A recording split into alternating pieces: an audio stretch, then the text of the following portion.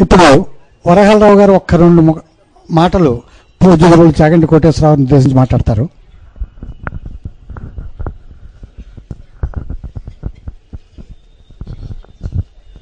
శ్రీ గురుభ్యో నమః. గురుర్బ్రహ్మ గురుర్విష్ణు గురుర్దేవో మహేశ్వర గురు సాక్షాత్ పరబ్రహ్మ తస్మై శ్రీ గురవే నమః. ముందుగా మేటి సౌభాగ్యరాశి గురువుగారి ధర్మపత్ని గారైన మా అమ్మ ఈశ్వరి మాతకు, పూజ్య గురుదేవులు బ్రహ్మజ్ఞాని స్వరూపులైన శ్రీ చాగంటి కోటేశ్వరరావుకు నా హృదయపూర్వక వందనములు. తర్వాత ఆత్మస్వరూపులు ఈశ్వర స్వరూపులైన సభ అందరికీ నా హృదయపూర్వక వందనములు. మనకి గురువుగారు చాలా అన్ని పురాణాలు ఎక్కడ ఏది వదలకుండా అన్ని వరుసగా చెప్పుకుంటూ వస్తున్నారు. మనందరికీ బ్రహ్మజ్ఞానం అంచెలంచెలుగా నేర్పుకుంటూ వస్తున్నారు. మనం అందరినీ కూడా తరించుతూ ముందుకు వెళ్తున్నాం. అయితే ఇటువంటి గురువుగారు మనకి కన్న తండ్రి కూడా చేయి పట్టుకొని వెళుతూ వెళుతూ బజార్లు ఎక్కడైనా విడిచిపెడతారేమో కుర్రాను, కానీ గురువుగారు మనల్ని అందరినీ పట్టుకొని తీసుకుని వెళ్ళి కాశీ ఎక్కడ, రామేశ్వరం ఎక్కడ, అరుణాచలం ఎక్కడ, తిరుమల ఎక్కడ, ఏదైనా సరే పట్టుకొని తీసుకుని వెళ్ళి గ్రూపులుగా తీసుకుని వెళ్ళి అందరికీ చెప్పడం, ఇది ఎక్కడ మనం వినలేనిది. ఈ గురువుగారి గురించి మనం ఇంకేమీ చెప్పుకోలేము కూడా ఎక్కువ. అటువంటి గురువుగారి గురించి రుణం ఎలా తీసుకుంటాం కొంతమంది అనుకుంటూ ఉంటారు భక్తులు. నేను అనుకున్నాను, గురువుగారికి కన్నతల్లికి రుణాన్ని తీసుకోవడానికి సమస్య ఎప్పుడు ఉండదు, అసలు అలా ఎవరు తీర్చుకోలేరు. కాకపోతే గురువుగారి యందు భక్తి శ్రద్ధలతో ఉండి ఎప్పుడూ గురువుగారు చెప్పింది బాగా విని మనం అనుష్ఠించి మన వృద్ధిలోకి వస్తే అదే మహదానందం గురువుగారికి, అదే గొప్ప కానుక గురువుగారికి. ఆ తర్వాత భక్తులెల్లరూ గురువుగారి శిష్యులందరూ ఏమైనా చేయగలిగితే గురువుగారికి మనం ఎప్పుడూ ఆ పరమేశ్వరుణ్ణి గురువుగారికి ఆయురారోగ్యాలు సంపూర్ణ ఆయుష్ కరుణించాలని చెప్పి మనం ఎప్పుడూ వేడుకోవాలని, అదొక్కటే మనం చేయగలిగింది గురువుగారికి సేవ. మన గురువుగారు యాక్చువల్లీ ప్రత్యేకమైన గురువుగారు. ఎందుకంటే ఎప్పుడు వయోపరిమితి లేదు, చిన్నపిల్లవాడి నుంచి పెద్దవాడి వరకు అందరూ శిష్యులే. ఆ రకంగా గురువుగారు బోధ చేస్తుంటారు. ఇటువంటి గురువుగారు నిన్నంతా ఏ విషయం చెప్పినా సరే మనల్ని అందరినీ ఆ ప్రదేశానికి తీసుకెళ్ళిపోతారు. ఆ 2 గంటలు మనం అంతా ఇక్కడ ఉండం, అందరం అక్కడే విహరిస్తూ ఉంటాం. మొన్నంతా అరుణాచలం చుట్టూ తిరుగుతూనే ఉన్నాం, నిన్నంతా రమణ మహర్షి సన్నిధిలోనే ఉన్నాం. అలా చెప్పుకుంటూ మనం అంతా ఆనందంలో ఉన్నాం. గురువుగారు చెప్తున్నంతసేపు మనం ఎంతో ఆనందంగా వింటున్నాం, మనం ఎన్నో నేర్చుకుంటున్నాం. అంతకంటే ఆనందమైంది యాక్చువల్గా అటువంటి గురువుగారి గురించి మనం 2 ముక్కలు చెప్పుకుంటే ఇంకా దాని బ్రహ్మానందం అని అనుకుంటున్నాను ఎప్పుడు కూడా. అయితే మన గురువుగారు రమణ మహర్షి గురించి చెప్తున్నప్పుడు నాకు కొన్ని వేమన గారి పద్యాలు రాసిన జ్ఞాపకం వచ్చాయి. ఆయన మనన వృత్తిలోని మహిమ నెరుంగుచు మనసునందె పూజ మహిమ గనుచు మానకుండు వాడి మర్మజ్ఞుడగు యోగి విశ్వదాభిరామిను. అది రమణ మహర్షి గారే కదా. చినుగు బట్టగాదు చీనాంబరము గాని మురికి యొడలు కాదు ముక్తి గాని పరమయోగి మహిమ పరికింపరిట్టులు విశ్వదాభిరామినురవేమో అలా చెప్పి. అలాగే రమణ మహర్షి గారు విశ్వమందు బ్రహ్మ విస్తరించుట గాని వేరే బ్రహ్మమనుచు వెదుకనేల తగిలియుండుగాది తనలోన బ్రహ్మము విశ్వదాభిరామిరేమో. అంత గురుగారు మన రమణ మహర్షి గారు అలా ఆచరించారు. అలాగే సిద్ధు పురుషులు, సిద్ధులైన వారి చిత్తము రంజిల్లు. ఎందుకంటే ఒడలి మెరుగు లెక్క కిడరుగాన వాళ్ళ శరీరం గురించి ఎప్పుడు కూడా పట్టించుకోరు కనుక. పనస పండు ఘనత పైనేమి తెలియరా విశ్వదాభిరామినురమేన. అలాంటి సిద్ధ పురుషులు ఎప్పుడు కూడా చిదానందంగా ఉంటారు. వాళ్ళు ఎప్పుడు శరీరం గురించి లెక్క చేయరు. అందుకే కదా ఎవరు మూతను విడిచినా, ఎవరు ఉమ్మేసినా సరే ఆ మహాపురుషులు, ఆ మహాయోగి భగవాన్ రమణులు ఎప్పుడు కూడా అందరినీ అదే దృష్టితో చూశారు. ఆత్మౌపమ్యేన, ఓకే, అందరినీ ఆత్మదృష్టితో చూశారు భగవంతుడు. ఎవరిని కూడా వేరే విధంగా చూడలేదు. అంత యోగ్యులు, మహానుభావులను. మన గురువుగారికి వస్తే మనం ఇంకా ఏం చెప్పినా తక్కువే.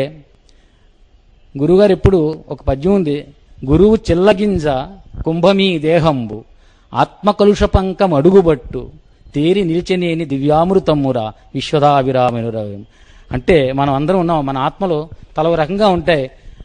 మనలో ఉన్న కలుషము ఎంతమంది ఎక్కువ కొంత తక్కువ ఉండొచ్చు, అది బురద లాంటిది. ఈ చిల్లగింజ గురువుగారు చిల్లగింజలంటి వారు అరగదీసి దాన్ని కలిపినప్పుడు అందులో వేస్తే బురదంతా అడుక్కుపోయి మన మలినం అంతా పోయి మనం స్వేచ్ఛగా ఆ తర్వాత మంచి జ్ఞానంతో పైకొచ్చి శుద్ధాత్మలుగా తయారవుతున్నాం కదా. అది ఒక్కటే చాలా పవిత్రమైన విధంగా ఇక్కడ జరుగుతుంది మనకి. గురువుగారి గురించి మనం నేర్చుకున్నప్పుడు నాకు ఇది బాగా ఈ పద్యం ఎప్పుడు నాకు మనసులో ఉంటుంది. తర్వాత మన గురువుగారు ఎప్పుడు మనకి చెప్తున్నప్పుడు మనం ఒకటే నాకు జ్ఞాపకం, ఎప్పుడు నందుడగుచు జ్ఞాని ఇందు నందనకుండా అన్ని తావులందు హరుని వలెనే తెలియవారికెల్లా దేవుడై కాన్పించు. ఇటువంటి జ్ఞానాన్ని ప్రసాదించి మనందరినీ ముందుకు నడిపించి బాగు చేస్తున్నందుకు గురువుగారికి మనం ఎప్పుడు ఇలా స్మరించడం తప్పించి ఇంకేమీ చేయలేము. ఆ గురువుగారికి తప్పకుండా దేవుడు ఎప్పుడు కూడా ఇలాగా జరుగుతూనే ఉండాలి, 100 ఏళ్ళకి శతాధికంగా జరుగుతూ ఉండాలి, ఎప్పుడు భక్తులందరూ బాగుపడుతూనే ఉండాలని మనం ఎప్పుడు ఆశిస్తూ ఉంటామని. తర్వాత అన్ని దానములను జ్ఞానదానమే మిన్న తెలియనేర్తు నేను తత్వమమర తగిన గురువగు నిను చేరి తనువు మరచి విశ్వవిజ్ఞాన తేజ నమో శ్రీ చాగంటి కోటేశ్వరాయ. నమో నమో శ్రీ చాగంటి కోటేశ్వరాయ. సాంబమూర్తిని తలపోయు శాంతమూర్తి ఆది శంకరుల తలపించు ఆత్మజ్ఞాని సాందీపముని వంటి సద్గురుండవు నీవు మా బుద్ధి వశించు నీ యందు నిత్యము ధర్మముల్గరపి దరిజేర్చు తండ్రి నీ శిష్యులైనాము ఏ పూర్వ పుణ్యమో మా వెంటనేయుండి మము బాపుమో గురువరేణ్య కాకినాడ బ్రహ్మలు కాంక్షింతురెప్పుడు పూర్ణాయుష్షు నీకు పుణ్యమూర్తి. నమో నమో శ్రీ చాగంటి కోటేశ్వరాయ.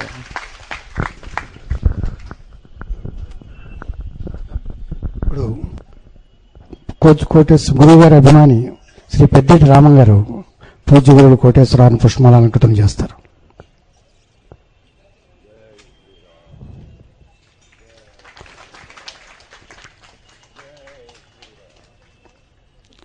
మన గురువు గారు చెప్పినట్టు పొద్దున్నే లేవగానే కొన్ని శ్లోకాలు మనం చదవాలని చెప్పారు. దాంతోపాటు మనం అందరూ యాడ్ చేయవలసింది ఇంకోటి ఏమిటంటే, వారు ఎప్పుడూ ఇలాగే నవయవనంతో ఇంకొక 100 ఏళ్ళు 2 ఏళ్ళు 200 ఏళ్ళు కూడా ఇలా మన పిల్లలకి మనవలకి ఇలాంటి ప్రవచనాలు చెబుతూ వారినందరినీ బుద్ధిలోకి తీసుకురావాలని చెప్పి మనం ప్రాతస్మరణలాగా అది కూడా మన ప్రార్థనా గీతంలో పొద్దున్న లేవగానే మనం అందరూ కలుపుకుని ఖచ్చితంగా ప్రతిరోజు కూడా భగవంతుని అలా ప్రార్థిస్తూ ఉంటారని, మీరందరూ కూడా అది చేస్తారని నేను నమ్ముతున్నాను. ఇప్పుడు పూజ్య గురువులు చాగంటి కోటేశ్వరరావు గారిని వారు ప్రవచనం చేయవలసిందిగా మనసారా కోరి ప్రార్థిస్తున్నాం. శుక్లాంబరధరం విష్ణుం శశివర్ణం చతుర్భుజం ప్రసన్నవదనం ధ్యాయేత్ సర్వవిఘ్నోపశాంతయేత్. గురుర్బ్రహ్మ గురుర్విష్ణుః గురుర్దేవో మహేశ్వరః గురుః సాక్షాత్ పరబ్రహ్మ తస్మై శ్రీ గురవే నమః. వ్యాసాయ విష్ణురూపాయ వ్యాసరూపాయ విష్ణవే నమో వై బ్రహ్మనిధయే వాసిష్ఠాయ నమో నమః. కూజంతం రామ రామేతి మధురం మధురాక్షరం ఆరుహ్య కవితా శాఖాం వందే వాల్మీకికోకిలం. శృతిస్మృతిపురాణానాం ఆలయం కరుణాలయం నమామి భగవత్పాదశంకరం లోకశంకరం. వాగర్ధావివ సంపృక్తౌ వాగర్ధప్రతిపత్తయే జగతః పితరౌ వందే పార్వతీపరమేశ్వరౌ. సూక్తిం సమగ్రయతున స్వయమేవ లక్ష్మీః శ్రీరంగరాజమహిషీ మధురైఃకటాక్షైః వైదగ్ధ్యవర్ణగుణగుంభనగౌరవైర్యాం కండూలకర్ణకుహరాः కవయోధయంతి. హైమోర్ధ్వపుండ్రమజహన్మకుటం సునాసం మందస్మితం మకరకుండలచారుగండం బింబాధరం బహుళదీర్ఘకృపాకటాక్షం శ్రీవేంకటేశముఖమాత్మని సన్నిధత్తాం. మనోజవం మరుతతుల్యవేగం జితేంద్రియం బుద్ధిమతాం వరిష్టం వాతాత్మజం వనరయూధముఖ్యం శ్రీరామదూతం శిరసా నమామి. ఆపదామపహర్తారం దాతారం సర్వసంపదాం లోకాభిరామం శ్రీరామం భూయో భూయో నమామ్యహం. సింధూరారుణ విగ్రహాం త్రినయనాం మాణిక్యమౌళిస్ఫురత్తారానాయకశేఖరాం స్మితముఖీం ఆపీనవక్షౌరుహాం పాణిభ్యాం అళిపూర్ణరత్నచషకం రక్తోత్పలం బిభ్రతీం సౌమ్యాం రత్నఘటస్థరక్తచరణాం ధ్యాయేత్ పరేదంబికాం. హరి ఓం. పరమేశ్వర స్వరూపైన సభకి నమస్కారం.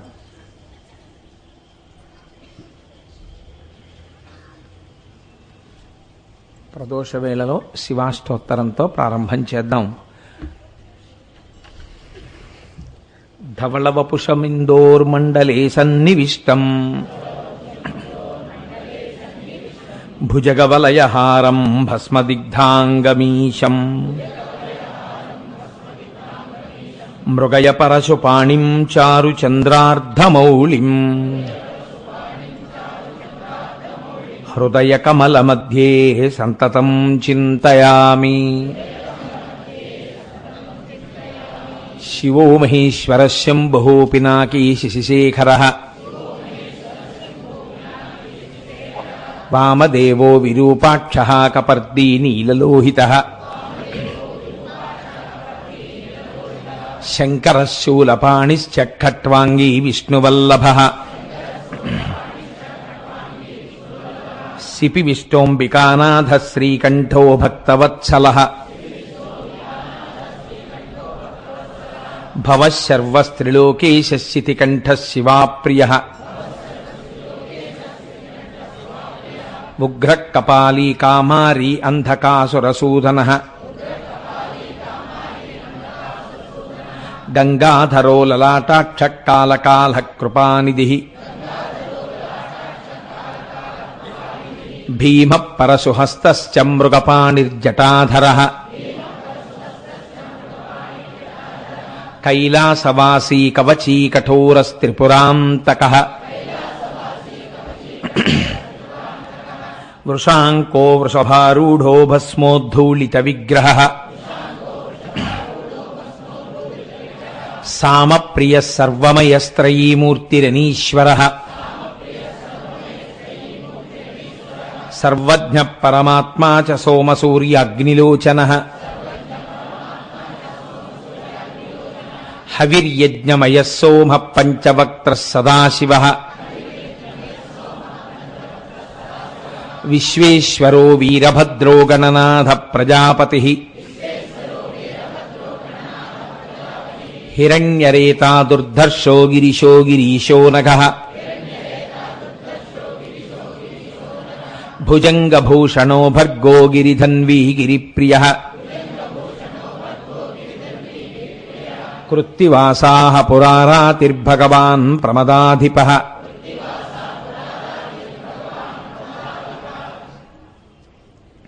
మృత్యుంజయः సూక్ష్మతనుర్జగద్వ్యాపీ జగద్గురుః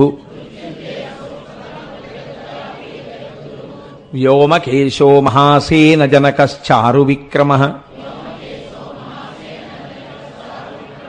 రుద్రో భూతపతిస్థాణుః అహిర్భూద్న్యో దిగంబరః అష్టమూర్తిరనేకాత్మా సాత్వికः శుద్ధ విగ్రహः శాశ్వతః ఖండపరశుః అజపాశ విమోచకः మృఢ పశుపతిర్దేవో మహాదేవో వ్యయో హరిః పూషదంతభిదవ్యగ్రో దక్షాధ్వరహరోహరః భగనేత్రభిదవ్యక్తః సహస్రాక్షः సహస్రపాత్ అపవర్గప్రదోనంతః స్తారకః పరమేశ్వరः ఏవం శ్రీశంభుదేవస్య నామ్నామష్టోత్తరం శతం శ్రీశివాష్టోత్తరశతనామస్తోత్రం సమాప్తం.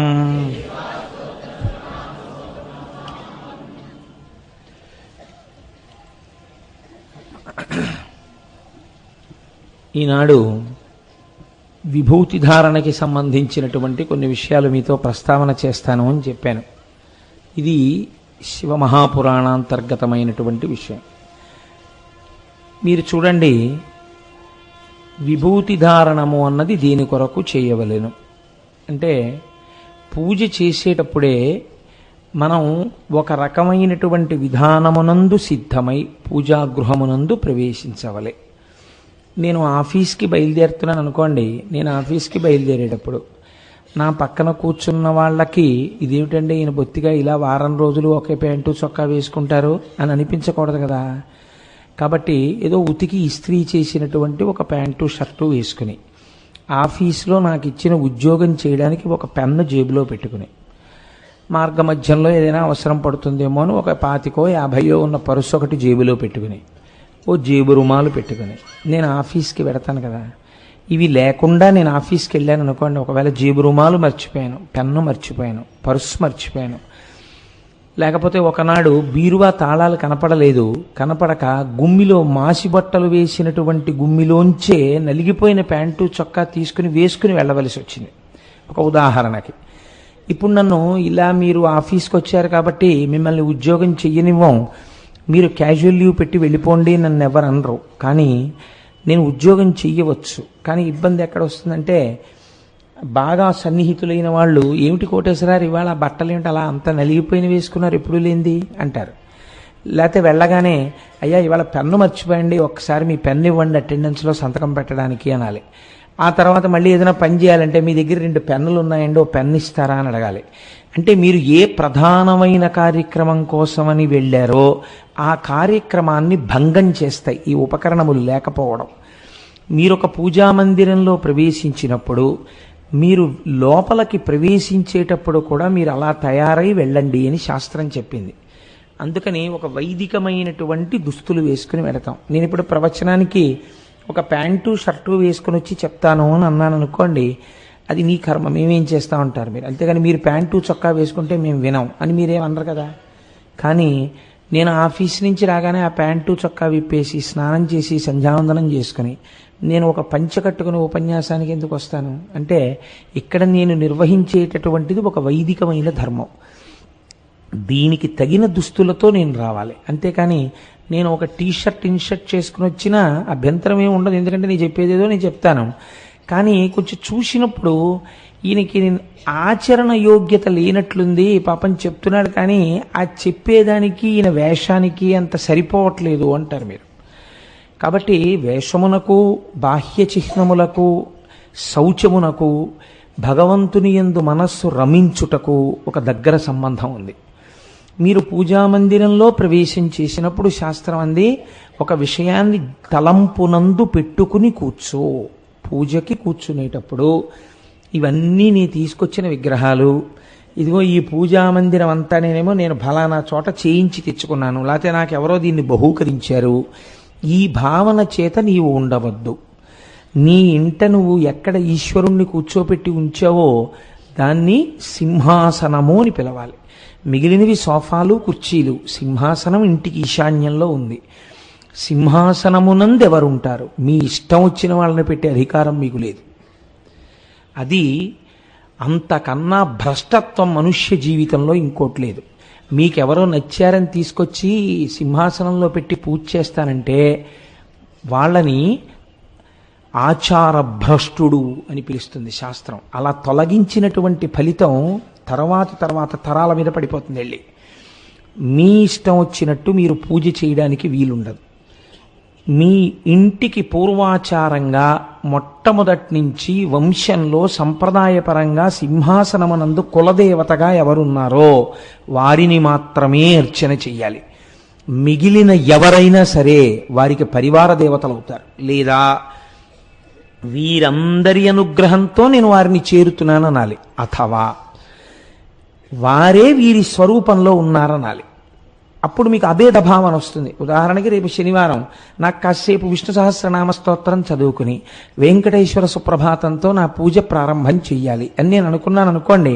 అప్పుడు నేను ఏమంటానంటే, ఈశ్వర, ఒక ఉదాహరణకి చెప్తున్నాను, మాకు పరంపరాగతంగా మా సింహాసనంలో పార్వతీ పరమేశ్వరులు ఉన్నారనుకోండి. అప్పుడు నాకు ఇష్టదైవము వెంకటేశ్వరుడైతే నేను వాళ్ళని తీసేసి వెంకటేశ్వర స్వరూపాన్ని పెట్టకూడదు, తప్పది. అలా మర్యాద తప్పించకూడదు. మీరు ఏం చేయాలంటే పార్వతీ పరమేశ్వరులను ఉంచుకుని చక్కగా ఒక వెంకటేశ్వరమూర్తిని కూడా పూజామందిరంలో పెట్టుకుని ఈ వెంకటేశ్వరుడు ఈ పరమేశ్వరుడు అభేదము, వీరిద్దరొక్కటే. ఈశ్వర, మిమ్మల్ని నేను ఇవాళ వెంకటేశ్వరుడిగా స్తోత్రం చేస్తున్నాను అని మీరు చెయ్యాలి. అప్పుడు అభేద భావనము అలవాటు అవుతుంది. తప్ప ఇది తీసేసి ఇంకోటి ఏదో పెట్టేస్తానంటే అది మర్యాద కాదు, అలా చెయ్యకూడదు కూడా పూజ. అది చాలా పెద్ద తప్పు శాస్త్రమనందు. అలా మీకు మార్చే అధికారం మీకు లేదు. అలాగే ఆడపిల్ల పుట్టింటి యందు ఎవరినైనా పూజ చేసి ఉండవచ్చు. కానీ అత్తవారింటికి వెళ్ళిన తర్వాత అత్తవారింటి కులదైవం ఎవరో ఆ కులదేవతారాధనము కొరకు కావలసిన సామాగ్రిని సిద్ధం చేస్తుంది. ఆడపిల్లకైతే అసలు తేలికండి జీవితోద్ధరణం. పూజకి ముందైతే మంచి భర్త రావాలని ఈశ్వరుని ఆరాధన చేస్తుంది. ఆ అమ్మాయికి పెళ్ళి అయిపోయిన తర్వాత ఇంకా భర్త పరమేశ్వరుడు. అందుకే ఆడదానికి ఉన్న పుణ్యం పురుషుడికి ఉండదు ఖాతాలో. భర్తగారు సంధ్యావందనం చేసుకుని పూజ చేసుకుంటుంటే ఆవిడ టిఫిన్ చేసింది. ఆయన వచ్చి కూర్చుని టిఫిన్ తిన్నాడు. ఆయన ఎలా కూర్చుని తిన్నా ఆవిడకి అనవసరం, ఆవిడ టిఫిన్ చేసి పెట్టింది. ఈశ్వరుడికి పొద్దున్న ప్రాతకాల నివేదనం చేసిన ఫలితం ఆవిడ ఖాతాలో వేస్తారు. ఆవిడ మధ్యాహ్నం భోజనం వండి పెట్టింది, ఈశ్వరుడికి మహానైవేద్యం పెట్టిన ఫలితం ఆవిడ ఖాతాలో వేస్తారు. ఈయన మహానైవేద్యం పెట్టకుండా తిన్నాడు, ఈయన భ్రష్టుడు అని ఈయన ఖాతాలో వేస్తారు. ఈయన మహానైవేద్యం పెట్టాడు, ఇందులో సగం ఆవిడ ఖాతాలో వేస్తారు. మళ్ళీ అదో చిత్రం. అందుకే యోగ్యుడైన భర్త దొరికినటువంటి స్త్రీ జీవిత చరమాంకమునందు, అంటే శరీరం పడిపోయిన తర్వాత ఈయన కన్నా పుణ్యం ఆవిడ ఖాతాలో ఎక్కువ ఉంటుంది. కాబట్టి ఇప్పుడు మీరు లోపలికి వెళ్ళినప్పుడు ఒక భావన చెయ్యవలెను. సింహాసనమునందు ఏమా భావన? శం నిత్య సుఖమానందం ఇకారః పురుష స్మృతః వకార శక్తిరమృతం మేళనం శివ ఉచ్యతే. మనం శివ మహాపురాణం మాట్లాడుతున్నాం కాబట్టి శివశబ్దం గురించి మాట్లాడుతోంది శాస్త్రం. ఇందులో శివ అన్న మాటని మీరు శివుడు ఆ సింహాసనమునందు ఉంటే, శం నిత్య సుఖం ఆనందం, ఏది నిత్య సుఖమై ఆనందమై ఉన్నదో అది మనుష్య జన్మ యొక్క పరమ ప్రయోజనము. దానితో పాటు మీకు కొన్ని కోరికలు కూడా తీరవలెను. ఎందుకంటే మీరు గృహస్థాశ్రమమునందున్నారు కనుక. ఇకారః పురుష స్మృతః, కూర్చుని ఆరాధన చేస్తున్న వాడికి కావలసినటువంటి సమస్త కోర్కెలను తన సంకల్పమాత్రం చేత తీర్చగలిగినటువంటి సమస్త లోకాధీశుడైనటువంటి సృష్టికర్త, స్థితికర్త, ప్రళయకర్త ఏకరూపమును దాల్చి సాకారుడై ఇవాళ ఈ సింహాసనమునందు కూర్చుని ఉన్నాడు. వాడిని అర్చించుటకో నా శక్తి చాలదు, కానీ నేను ఒక్క 2 పుష్పములను ఆయన పాదముల మీద ఉంచితే ఆయన దయాళువు, కరుణా సముద్రుడు, ప్రీతి చెందుతాడు. ప్రీతి చెందితే ఏం చేస్తాడు? వకారః శక్తిరమృతం, ఆయన శక్తి అమృతము, అది తరగదు. ఇవాళ మా ఇంట్లో నాకేదో సుఖాన్ని ఇస్తే, ఇవాళ కోటేశ్వరరావుకి ఇచ్చాను, రేపు మీకు ఇస్తానండి, ఇవాళ ఆయనకి ఇచ్చాను కదా మీకు ఇవ్వడం కుదరదా అనవలసిన అవసరం ఆయనకి లేదు. ఏకకాలమునందు కొన్ని కోట్ల మంది కోర్కెలను ఆయన తీర్చగలడు. కాబట్టి వకారః శక్తిరమృతం మేళనం శివ ఉచ్యతే. ఇలా అనంతమైన శక్తి స్వరూపుడై కోరుకున్న వాళ్ళ కోర్కెల్ని ఏకకాలమునందు ఇంతమంది కోర్కెలు తెలుసుకుని తీర్చగలిగినటువంటి సమర్థతతో కూడి ఉన్న ప్రభువునకు శివ అని పేరు. కాబట్టి ఆయన మంగళములను చేస్తాడు, శోభనం చేస్తాడు, శుభం చేస్తాడు. పూజ చెయ్యవలసిన అవసరం అసలు ఎందుకు వస్తుంది గృహస్థుకి? సరే, నేను మిగిలిన ఆశ్రమంని పక్కన పెట్టి మాట్లాడడానికి కారణం ఏమిటంటే వారికి కొన్ని పరిమితులు ఉన్నాయి పూజ యందు. కానీ అన్ని పూజలు వారు చెయ్యవలసిన అవసరం లేదు, వారు జ్ఞానమునందు ఉంటారు అని శాస్త్రం నమ్ముతోంది. కాబట్టి గృహస్థుకి అలా కాదు. గృహస్థు 3 బాధలు తప్పించుకోవాలి అని కోరుకుంటుంటాడు. ఏమా 3 బాధలు? ఒకటి ఆధ్యాత్మికమైన బాధ. ఆధ్యాత్మికమైన బాధలు అంటే ఏదో శరీరమునందు జ్వరము వచ్చుట, లేకపోతే తన భార్యకి అనారోగ్యము వచ్చుట, తన బిడ్డలకు అనారోగ్యము వచ్చుట, తన ఇంటిలో ఉన్నటువంటి పశువులకు అనారోగ్యము కలుగుట. పశువుల్ని కూడా కలుపుతుందండి శాస్త్రం. ఎందుకో తెలుసా? రుద్రాధ్యాయం మాట్లాడుతూ ద్రాపేయంధస్సస్పతే దరిద్రం నీలలోహిత అంటూ అస్మిన్ గ్రామే ద్విపదే చతుష్పదే పుష్టిం అంటుంది. ఇంట్లో ఉన్నటువంటి ఆవు జబ్బొచ్చి పడిపోయి ఉందనుకోండి, అది ఏమీ తింటలేదు, పుళ్ళు వేసేసింది, కాకులు పొడి చేస్తున్నాయి, దుర్వాసన వస్తోంది, నెత్తురు కారుతూ, ఇంట్లో ఉన్న యజమాని అన్నం తినలేడు, ఆవు అంత బాధపడుతుంటే. కాబట్టి చతుష్పదే, మీదైనటువంటి ఆవు దూడ అన్నీ సుఖంగా ఉండాలి. ఇప్పుడు శరీరమును బాధించేటటువంటి జ్వరము, పుళ్ళు, దీర్ఘకాలిక రోగములు, ఇంటిలో ఉన్న ఐశ్వర్యమును అనుభవించడానికి ప్రతిబంధకమైన రోగములు, ఇవి రాకుండా ఉండాలి. ఇవి రాకుండా ఉండడం, ఉన్న ఐశ్వర్యాన్ని అనుభవించగలగడం ఈశ్వరీచ్ఛ. ఆయన అనుగ్రహము లేకపోతే ఉన్న ఐశ్వర్యము అనుభవైక వేద్యము కాదు. అందుకే మీరు కొంతమంది చూడండి, వారు బాహ్యమునందు ఐశ్వర్యము చేత ధనవంతులు, అనుభవము చేత దరిద్రులు. నేను ఈ మాట ఎందుకంటున్నానో తెలుసా అండి? ఒక్కొక్కరు చూడండి, తెల్లవారి నిద్ర లేస్తూనే ఓ 4 సెల్ ఫోన్లు ఇలా పెట్టుకుని, ఓ 2 ఫోన్లు పెట్టుకుని ఉంటారు. 8:30 వరకు 9 వరకు ఫోన్లు మోగుతూనే ఉంటాయి. ఇదెత్తి మాట్లాడతాడు, ఇదెత్తి మాట్లాడతాడు, ఇదెత్తి మాట్లాడతాడు, కాసేపు పేపర్ చదువుతాడు, 9:30కో ఎప్పుడో వెళ్తాడు, స్నానం చేస్తాడు. ఈలోగా అర్జెంటుగా వెళ్ళిపోవాలని గబగబా ప్యాంటు షర్టు వేసేసుకుంటుంటే ఓ 2 ఇడ్లీ తినండి అని ఆవిడ అక్కడ పెడుతుంది. పెడితే ఆయన నిలబడే ప్యాంట్ వేసుకుంటూ ఓ ముక్క, చొక్కా వేసుకుంటూ ఓ ముక్క, బెల్ట్ ఎట్టుకుంటూ ఓ ముక్క. ఆయనకి పాపం తిందామని ఉంది, భార్య చక్కగా ఉండగలదు, కానీ ఆయనకి తినడానికి టైం లేదు. కాబట్టి 2 ఇడ్లీ తినేసి ఓ గ్లాసుడు మంచినీళ్ళు తాగి వెళ్ళిపోతాడు. శాస్త్రం అంది వాడు దరిద్రుడే అంది. ఎందుకో తెలుసా? అనుభవమునకు రాదు ఐశ్వర్యం. అదే ఆ ఇంట్లోనే ఒక అతిథి ఉన్నాడు, దరిద్రుడు. ఆయన ఏదో పని మీద వచ్చాడు, ఏదో బంధువు కదా అని చెప్పి ఎల్లాళ్ళు ఉండమన్నారు. ఆయన చక్కగా 6 ఇడ్లీలు నెయ్యి వేసుకుని 2 పచ్చళ్ళు, కారప్పొడి, సాంబారు వేసుకుని ఆవిడ పెట్టినవి చక్కగా తింటూ వదినా వదినా వదినా నోరారా పిలుస్తున్నాడు. ఆవిడికి లక్ష్మణమూర్తి జ్ఞాపకం వస్తున్నాడు. ఆయన సీతమ్మని చూసినట్టు చూసి మాట్లాడుతున్నాడు. చక్కగా ఆవిడ 3 పూట్ల చక్కగా పెడుతున్నారు.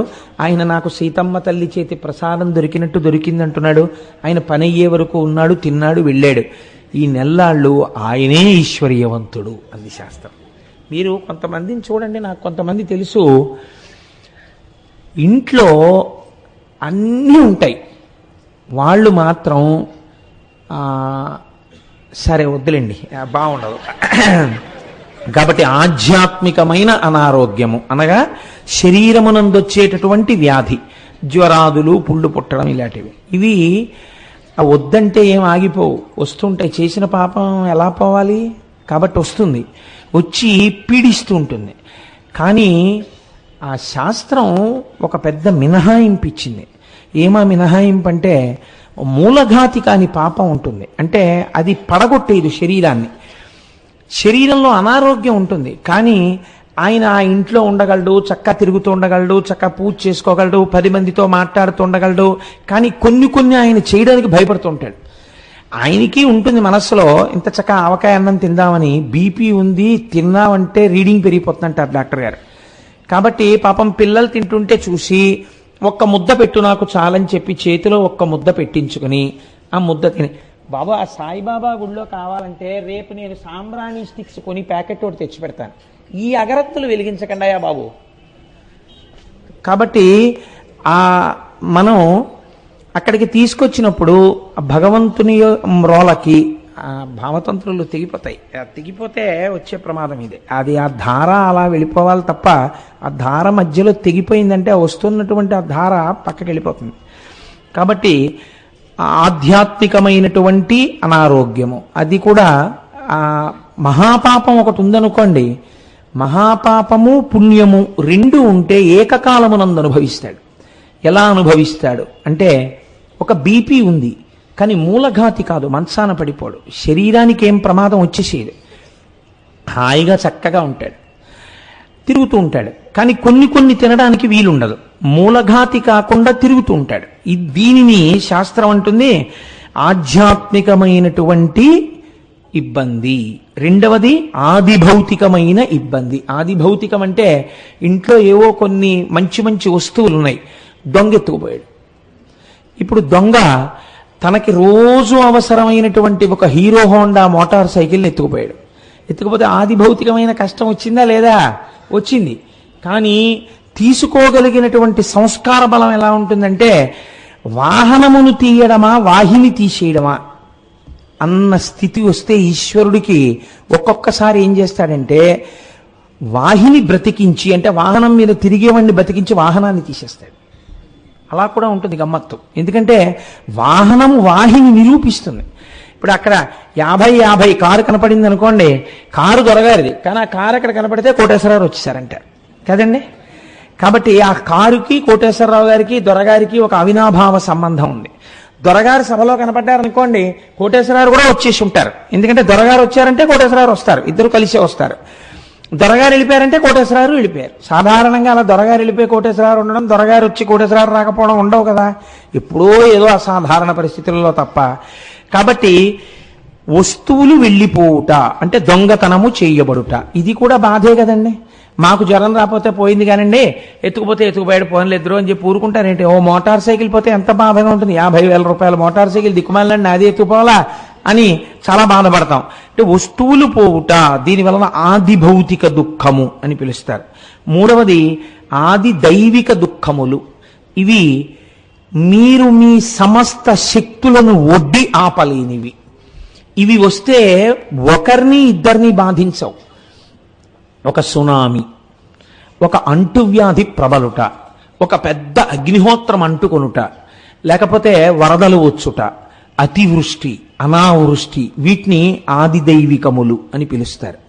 ఈ మూడు కూడా ఈశ్వరానుగ్రహము లోపించడం చేత పూర్తి స్థాయిలో అనుభవింపబడతాయి. మీరు ఈ మాటను చాలా జాగ్రత్తగా పట్టుకోండి.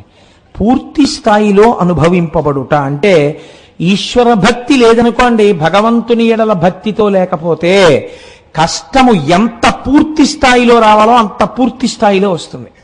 ఈశ్వర భక్తితో ఉన్నాడు, ఆ రోజున కళ్ళ మీద దెబ్బ తగలాలి, కళ్ళ జోడు విరిగిపోతుంది. కాసేపు ఏమైంది, ఒక గంట 2 గంటలో కళ్ళజోడు లేదు, కళ్ళజోడు విరిగిపోయింది. కాబట్టి ఇప్పుడు ఆయన కళ్ళు దేనికి చదువుకోవడానికి పనికిరావు, ఆయన చదవలేడేమీ. సాయంకాలం ఉపన్యాసం ఎలా చెప్పగలను, ఇవాళ కళ్ళజోడు విరిగిపోయింది, ఇంత తొందరగా ఈ కళ్ళజోడు మళ్ళీ రిపేర్ అవుతుందా అని బెంగెట్టుకున్నాడు. ఏమీ చదవడం కుదరట్లేదు, కళ్ళజోడు లేదు. గభాల ముత్యాల సత్యనారాయణ వచ్చి కళ్ళజోడు బాగు చేయించి పట్టుకొచ్చి ఇదిగోనండి బాగు చేయించానని ఇచ్చాడు. ఇది ఇవాళ యథార్థంగా జరిగిన సంఘటన. ఇప్పుడు మీరు కళ్ళజోడు పెట్టుకున్నారు, ఏమైంది, మీకు మళ్ళీ కళ్ళు వచ్చాయి.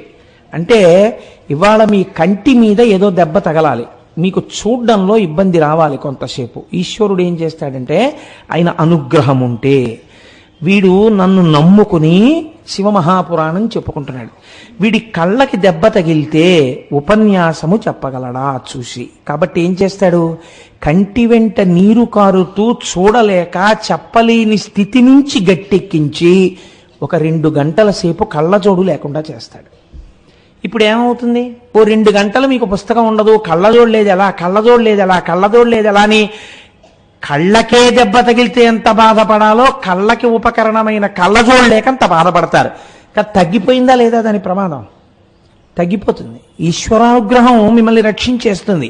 ఇప్పుడు చెప్పండి, ఈ 3 కారణముల కొరకు మీరు పూజ చేయవలెనా, చేయనవసరము లేదా? చేసి తీరాలి. మీకేం తెలుసు, మీకు ఎట్నుంచి వస్తుందో దుఃఖం మీకు తెలియక్కర్లేదు, దుఃఖం మీకే రావక్కర్లేదు.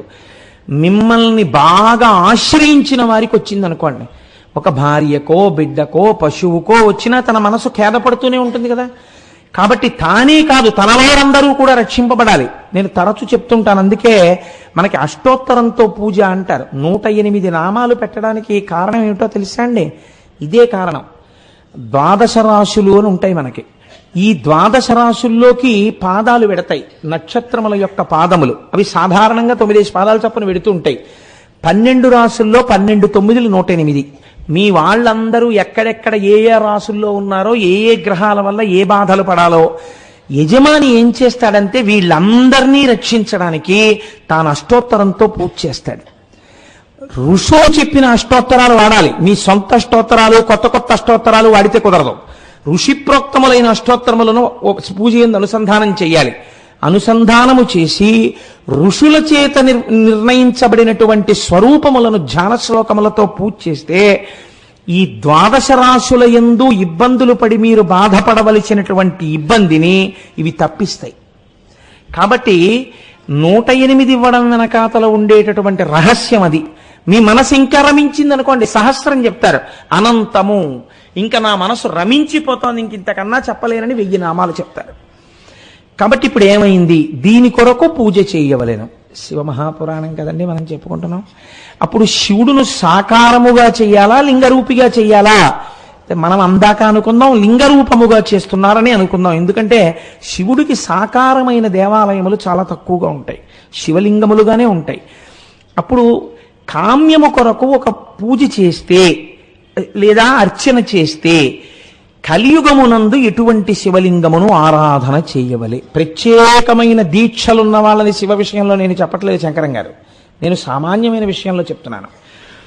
కృతే రత్నమయం లింగం, కృతయుగంలో అయితే రత్నము చేత తయారు చేయబడినటువంటి లింగమును ఆరాధన చేసేవారు.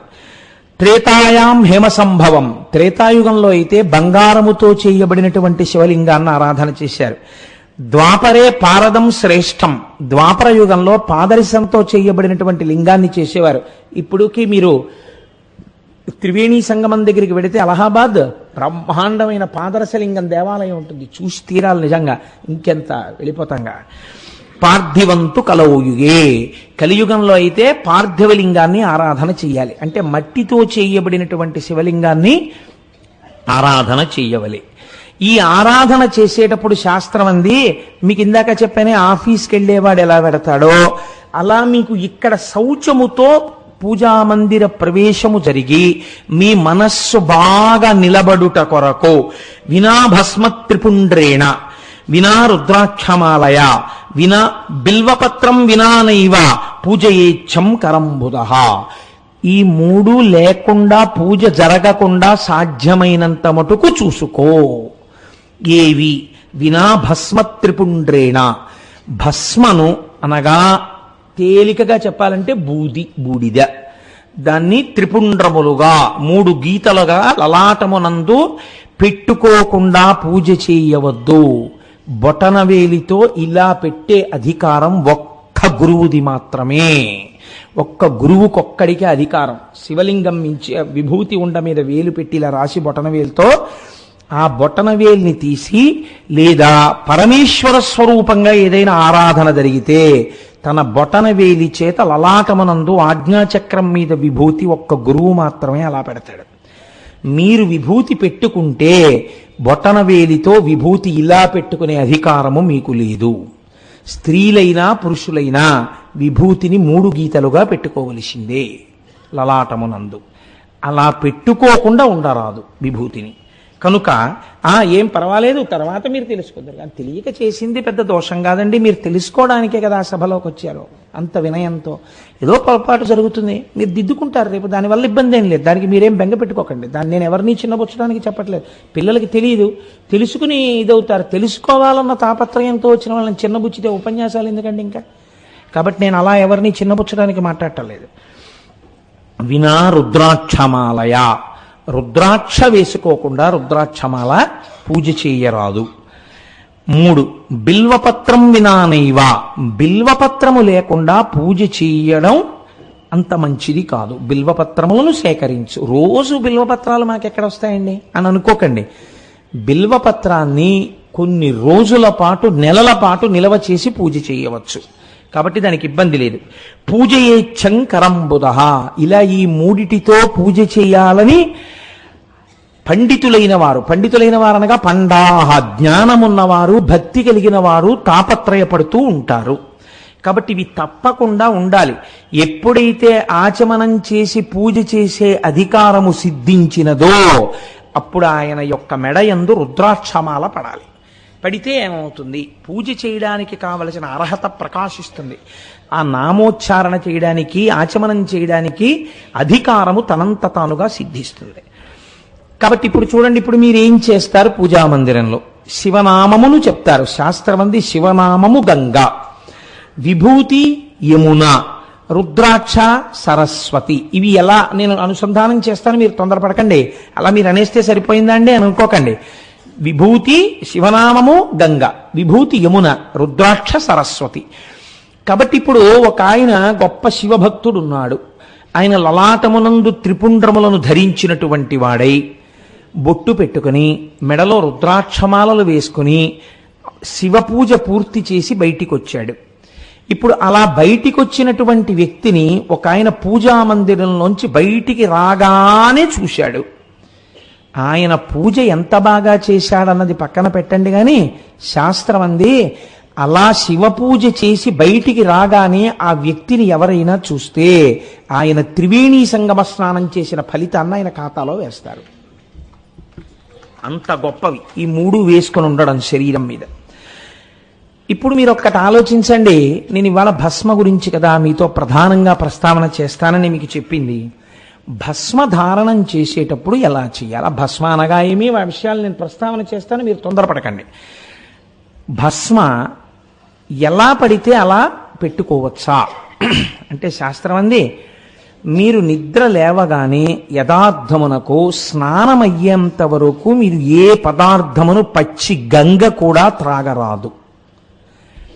అయితే ఇప్పుడు అవైదికం అయిపోయి రకరకాలు వచ్చాయనుకోండి, అసలు అలా ముట్టుకోకూడదు, తాగకూడదు. ఒకవేళ తాగితే ఆ ఫలితం ఎలా, ఆ పాపం ఎలా పోతుంది? ఎందుకు తాగితే అని ఇస్తారో తెలుసా అండి?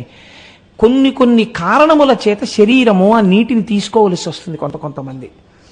అలా తీసుకుంటే ఆ పాపం ఎలా పోతుంది అని అడిగారు. గాయత్రి చేత సాధ్యమైనంత తొందరగా అన్నారు. అంటే ఏదో ఒకటి స్నానం చేయకుండా తాగిన వాడు వెంటనే స్నానం చేసేసి పూజామందిరంలోకి వెళ్ళి సంధ్యావందనం చేసి గాయత్రి చేసుకోవాలి. గాయత్రికి అధికారం లేకపోతే మీ ఇష్టదేవతానామని చెప్పాలి, పూజ చేసుకోవాలి. కాబట్టి ఇప్పుడు విభూతి ధారణ చేసేటటువంటి వారు స్నానం చెయ్యకుండా ఎక్కడికో వెళ్ళవలసి వచ్చింది, చాలా తొందరగా వెళ్ళవలసి వచ్చింది. ఇప్పుడు విభూతి ధారణ స్నానం చెయ్యకుండా చెయ్యవచ్చా చెయ్యకూడదా అంటే శాస్త్రం అంది చేయవచ్చు. ఎలా చేయవచ్చు అంటే పొడి విభూతిని తీసుకుని లలాటమునందు ధరించవచ్చు. ఈ పొడి విభూతిని పెట్టుకుని వెళ్ళడం వెనకాతల రహస్యం ఏమిటో తెలుసా అండి? స్నానం చెయ్యలేదు శరీరం, కాబట్టి దీని అశౌచంతో ఉంటుంది. స్నానము చెయ్యనంతసేపు శరీరానికి అశౌచం ఉంటుంది. అశౌచంతో ఉన్నటువంటి శరీరం తొందరగా వ్యగ్రత కలిగినటువంటి ప్రాణుల చేత ఆవహింపబడుతుంది.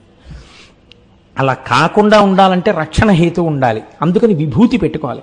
మీరు ఒకటి బాగా జ్ఞాపకం పెట్టుకోండి, చాలా మందికి ఒక దురభిప్రాయం ఉంటుంది, విభూతి పెట్టుకున్న వాళ్ళందరూ శైవులు అని. కాదు, విభూతి పెట్టుకున్న వాళ్ళందరూ శైవులు కారు. విభూతి వేదప్రోక్తముగా చెప్పబడినటువంటి విషయము. కాబట్టి శంకర భగవత్పాదులు శైవుల? శంకర భగవత్పాదులు షణ్మత స్థాపనాచార్యులు. ఆయన కన్నా విష్ణుభక్తుడు ఎవరూ ఉండడు. అంతటి విష్ణుభక్తులు శంకరాచార్యులు వారు. సరస్వతీదేవి అడిగింది, నువ్వు రాయవరయ్యా విష్ణు సహస్రానికి భాష్యం అని. ఆయన భాష్యకర్త. ఆయన జీవిత ప్రారంభమే లక్ష్మీదేవి మీద కనకధారా స్తోత్రంతో ప్రారంభం. లక్ష్మీదేవి ప్రత్యక్షమై మాట్లాడింది ఆయనతో. అటువంటి శంకరాచార్యులు వారు విభూతి పెట్టుకుంటే మీరు ఆయన వైష్ణవుడు అండి, ఆయన కేవల శైవుడండి అని మీరంటే మీరు పొరపాటు చేసినట్టు. విభూతి ధారణము కేవలము శైవులు చేయునది కాదు, విభూతి ధారణము వైదికము. బ్రహ్మమును తెలుసుకోవాలన్నవాడు, కొన్ని ఫలితాలు పొందాలనుకున్నవాడు, ఈశ్వరాభిముఖుడు కావాలనుకున్నవాడు ఎవరైనా భస్మధారణ చేయవచ్చు. స్త్రీలు, పురుషులు, పిల్లలు ఎవరైనా సరే అందరికీ భస్మధారణ చేసే అధికారం ఉన్నది. అందరూ భస్మధారణ చేస్తారు. స్నానం చేయకుండా వెడుతున్నా పొడి విభూతి పెట్టుకుని వెళ్ళవచ్చు. సజల విభూతి పెట్టుకోకూడదు, అంటే తడి విభూతి పెట్టుకోకూడదు. స్నానం చేస్తే పూజ చేసుకునే ముందు విభూతిని గుండ చేసి పొడి చేసి ఎడమ చేతిలో వేసుకుని ఆ పొడి విభూతిని పెట్టుకొనరాదు. దాంట్లో కొద్దిగా 2-3 నీటి చుక్కలు వేసుకోవాలి. నీటి చుక్కలు వేసి ఇప్పుడు ఈ ఎడమ చేతిలో వేసినటువంటి విభూతి మీద కుడి చేతిని మూత పెట్టాలి.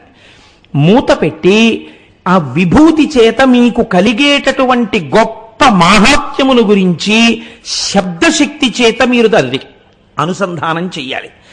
ఎలా అనుసంధానం చెయ్యాలి అంటే, భూతిం భూతకరీ పవిత్రజననీ పాపౌఘ విధ్వంసని సర్వోపద్రవనాశిని శుభకరీ సర్వార్థ సంపత్కరీ భూత ప్రేత పిశాచ రాక్షస గణారిష్టాది సంహారిణి తేజోరాజ్య విశేషమోక్షణకరి విభూతి సదాధార్యతాం అని చెప్పాలి. ఇది సమస్త పాపములను పోగొడుతోంది. ఇది నా శరీరమునందు అలది ఉండగా భూత ప్రేత పిశాచ రాక్షస గణములు నా ఇంట ప్రవేశించలేవు. అందుకే ఒక్కొక్క మహాత్ముడు ఇంట్లో తిరుగుతూ ఉంటే ఆయన యొక్క ఆరా, ఆయన యొక్క విభూతి ప్రకాశించినంత మేర ఉగ్రగణాలు ప్రవేశించవు. భూత ప్రేత పిశాచ రాక్షస గణారిష్టాది సంహారిణి తేజోరాజ్య విశేషమోక్షణకరి. తేజస్సును నాకు ప్రసాదించగలిగినది, నాకు విశేషమైన ఐశ్వర్యమియ్యగలిగినది, నాకు మోక్షమియ్యగలిగినది ఈ విభూతి. కనుక నేను ఈ విభూతిని ధరించుచున్నాను అని చెప్పి తీసుకోవాలి. ఒకటి. లేదు, 2, వేరొక రకమైనటువంటి ప్రయత్నము చేత మీరు విభూతి ధారణ చేయవలసి ఉంటుంది అని శాస్త్రం అంది. అది అగ్నిరితి భస్మా వాయురితి భస్మా జలమితి భస్మా స్థలమితి భస్మా వ్యోమితి భస్మా సర్వగుంభమాయదుగుం భస్మా మనోవాంగ్మన ఇత్యేగాని చక్షుగంసి కరణాని భస్మాని అన్న మంత్రం చెప్పి అప్పుడు ఆ విభూతిని తీసుకుని మీరు లలాటమునందు ధరించవచ్చు. 3, బ్రహ్మచారి అయితే సాధ్యమైనంత వరకు ఓం త్రయంబకం యజామహే సుగంధిం పుష్టివర్ధనం ఉర్వారుకమివ బంధనాన్ మృత్యోర్ముక్షీయమామృతాత్ అన్నటువంటి మంత్రం చెప్పి ఆ సజల విభూతిని ధరించవలే. కాదు, ఇవేమీ చేత కాకపోతే చాలా తేలికైనటువంటి మార్గం, కుడి చేతిని ఎడం చెయ్యి మీద వేసి శ్రీకరంచ పవిత్రంచ రోగదోష నివారకం లోకవస్యకరం పుణ్యం భస్మం త్రైలోక్య పావనం అని చెప్పాలి. చెబితే శ్రీకరంచ, దీని ధారణ చేత నాకు ఐశ్వర్యము కలుగుతోంది. పవిత్రంచ, ఇది నన్ను పవిత్రుణ్ణి చేస్తోంది. రోగదోష నివారకం, ఇది నాకు రోగములు రాకుండా దోషములు పట్టకుండా నివారణ చేస్తోంది. లోకవశ్యకరం పుణ్యం, లోకము వశమయ్యేటట్టుగా చేస్తోంది. ఇది నాకు పుణ్యమునిస్తోంది. లోకాన్ని అంటే అదేదో మీరు ఆ వశీకరణ విద్య లాంటిదని మీరు అనుకోకండి. లోకము యొక్క యథార్థ స్థితి మీకు భాషించుట. లోకవశ్యకరం పుణ్యం భస్మ త్రైలోక్య పావనం, పరమపావనమైనటువంటి ఈ భస్మను నేను ధరించుచున్నాను. ఒకవేళ ఈ మంత్రం కూడా రాకపోతే, ఈ శ్లోకం చెప్పడం కూడా రాకపోతే ఏం చెయ్యాలి అంటే, కనీసంలో కనీసం శివ శివ శివ అని 3 మాటలు అనాలి. 3 మాటలు శివ శివ శివ అంటే మంగళము, శోభనము, భద్రము, క్షేమము, కళ్యాణము అన్నిటినీ మీరు అడిగినట్టు. ఇప్పుడు ఈ మాటలు చెప్పి ఈ విభూతిని తీసి ఈ 3 వేళ్లతో విభూతి పెట్టుకుంటుంటారు సాధారణంగా. అలా విభూతి ధారణ చేయరాదు. శాస్త్రమునందది దోషభూయిష్టము, అలా పెట్టకూడదు. ఎందుచేత మీరు చూడండి, మీరు మిమ్మల్ని ఎప్పుడూ కూడా 2 లోకంలో వేరు చేసి చూపిస్తుంటాయి. మొట్టమొదటిది కన్ను, దాని అమరికే అంత. అది ఏం చేస్తుంది, ఇలా చూడగానే ఆయన దొరగారు, నేను కోటేశ్వరరావు అంటే వేరు చేస్తుంది. కంటికి ఉండే లక్షణం 2గా చెప్తుంది ఎప్పుడు. ఆ 2 ఒకటే అని ఈ నేత్రం చెప్పదు. అంటే దాని తప్పు కాదు, అది దాని లక్షణం. అది మాంసనేత్రం. మాంసనేత్రమైన కారణం చేత చూడబడుతున్న వస్తువు వేరు, చూస్తున్న వస్తువు వేరు అంటుంది తప్ప నేను ఆయన ఒకటే అని ఈ కన్ను చెప్పదు. బాగా జ్ఞాపకం పెట్టుకోండి. ఈ కన్ను ఎన్నడో మీకు చెప్పదో. ఈ కన్ను చూపించినటువంటి వస్తువు వేరు వేరు వేరు వేరని చెప్తుంది. ఇది రేడియో, నే కాదు. ఇది టీవీ, నే కాదు. ఇది ఎవరో ఆవిడ, నేను కాదు. ఇది ఆయన, నేను కాదు. ఇది నా పక్కన ఉన్నటువంటి ఇంకో ఉద్యోగస్తుడు, నేను కాదు. ఈ స్టేజ్, నేను కాదు. ఈ కన్ను చూసిందల్లా ఇది నేను కాదంటుంది. ఈ నేను కాదనుకునేటటువంటి కన్ను చేత చూడబడిన మనోభావన ఈ వేలు చెప్తుంది వేరు చేసి. అందుకే ఇవన్నీ వెనక్కి తీసుకుంటే ఇదొక్కటి ఇలా అంటుంది. రజోగుణము, వ్యగ్రత, వేర్పాటు, రెంటింటిని చూచుట, అనేకమును చూచుట ఈ వేలి యొక్క మనోభావన ఈ వేలు చేత ప్రకటితమవుతుంది. ఈ వేలు ఇలా అంటుంది, అందుకే ఇలా ఇలా అంటారు.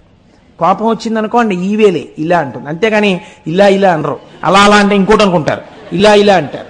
లేకపోతే ఇలా ఇలా అనరు, ఎవరు ఇలాగే అంటారు. చూడండి, రజోగుణ తమోగుణ ద్వైత భావనలన్నీ ఈ వేలి చేతనే ప్రకటితమవుతాయి. అందుకే పూజ యందు ఈ వేలిని ఉపయోగించడం నిషిద్ధం. ఈ వేలిని పక్కన పెట్టి ఇలా తీస్తాం. ఏదైనా పూజ బాగా అలవాటు పడింది అని గుర్తేమిటో తెలుసా అండి, ప్రయత్నం లేకుండా ఈ వేలు పక్కకి వెళ్ళిపోతుంది. పూజ చేస్తున్నాడు అనగానే ఆఫీస్కి వెడితే ఉపయోగపడుతుంది. పూజలోకి వెళ్ళగానే ఆ వేలు పక్కన పెట్టేస్తుంది. పక్కన పెట్టేసి ఇలా తీసుకుని వేస్తుంటాడు. ఈ వేలు పక్కకి వెళ్ళిపోతుంది. అంటే నేను ఈ భావనలను విస్మరించినాను. ఇప్పుడు నేను అంతటా ఈశ్వరుణ్ణి చూస్తున్నాను. వేలు పాపం కాదు, మీ లోపలి పాపం పక్కన పెట్టాలి. పక్కన పెట్టడానికి ఈ వేలుని మీరు పక్కన పెట్టమని చెప్తే మీరు ఈ వేలుని తీసుకొచ్చి విభూతి ధారణ యందు ఎలా ఉపయోగిస్తారు? కుదరదు కదా. ఇలా ఇలా విభూతిని రుద్ది మీరు ఇలా ఎలా పెడతారు? పెట్టకూడదు. కాబట్టి నీటి యందు భస్మని తడిపి మృగముద్ర పట్టమని చెప్పింది శాస్త్రం. మృగముద్ర అంటే ఈ 2 వేళ్ళు పైకి లేపి మీరు మొదట ఈ 3 వేళ్లని ఇలా పట్టుకుంటే మృగముద్ర అంటారు. కొంచెం మీరు జాగ్రత్తగా గమనిస్తే మీకు అర్థమైపోతుంది. ఏ లేడో జింకో ఇలా కొమ్ములతో నిలబడినట్టుగా మీకు కనపడుతుంది. ఈ 3 వేళ్ళు కలుస్తాయి, 2 వేళ్ళు నిలబడతాయి. ఇలా నిలబడిన దాన్ని మృగముద్ర అంటారు. ఇప్పుడు ఈ సజల భస్మ ఉంది కదండి, తడి భస్మ, ఇందులో ఈ 2 వేళ్ళు ఇలా అంటారు ముందు, తర్వాత ఈ బొటన వేలు ఇలా అంటారు. అన్న తర్వాత కుడి చేతి వేపు నుంచి ఎడమ చేతి వేపుకి ఈ 2 వేళ్ళు బొటన వేలు పట్టగలిగినంత దూరాన్ని విడిచిపెట్టి కనత వరకే ప్రయాణం చెయ్యాలి. అంటే ఇక్కడ పెట్టి ఈ 2 వేళ్ళు ఇలా వెడతాయి, వెళ్ళి ఇక్కడ ఆగిపోవాలి, అలవాటైపోవాలి అది. అప్పుడు ఈ బొటన వేలుకి ఉంది కదా విభూతి, సజల విభూతి, అది ఇక్కడ తగలగానే ఈ 2 వేళ్ళు పైకి లేచిపోవాలి. లేచిపోయి మధ్యలోంచి ఇలా వెనక్కి ఈ వేలు రావాలి. దీనిని శాస్త్రోక్త విభూతి ధారణము అంటారు. మనకి వాసనలోని కొన్ని జన్మల నుంచి తరుంకొస్తాయి. ఇది మనుష్యుని యొక్క జీవితాన్నే ఒక కొత్త మలుపు తిప్పగలిగినటువంటి విశేషం అండి భస్మధారణం అన్నది. కొన్ని కోట్ల జన్మల నుంచి వాసనలు తరుగుతాయి. అంటే మనస్సు అలవాటు పడిపోయింది ఒక సుఖానికి. మీరు చూడండి, మీరు కొంతమందిని అడగండి, ఏమంటే మీరు చేసేది తప్పని మీకు తెలియదా? తెలుసు.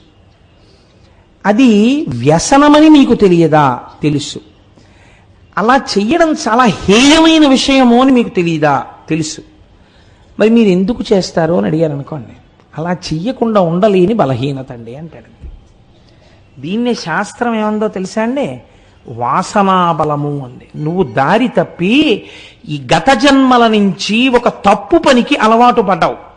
అది ఏం చేస్తోందంటే శరీరం వదిలిపెట్టేసిన మనస్సు అదే కాబట్టి జీవుణ్ణి పట్టుకుంది. ఈ వ్యసనం తరుగుతోంది నిన్ను.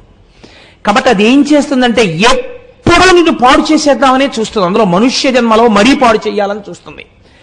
ఈ పాడు చెయ్యాలి పాడు చెయ్యాలి పాడు చెయ్యాలని చూసేటటువంటి వ్యసనం ఏది ఉన్నదో, వాసన ఏదున్నదో, ఈ వాసనని అధిగమించాలి.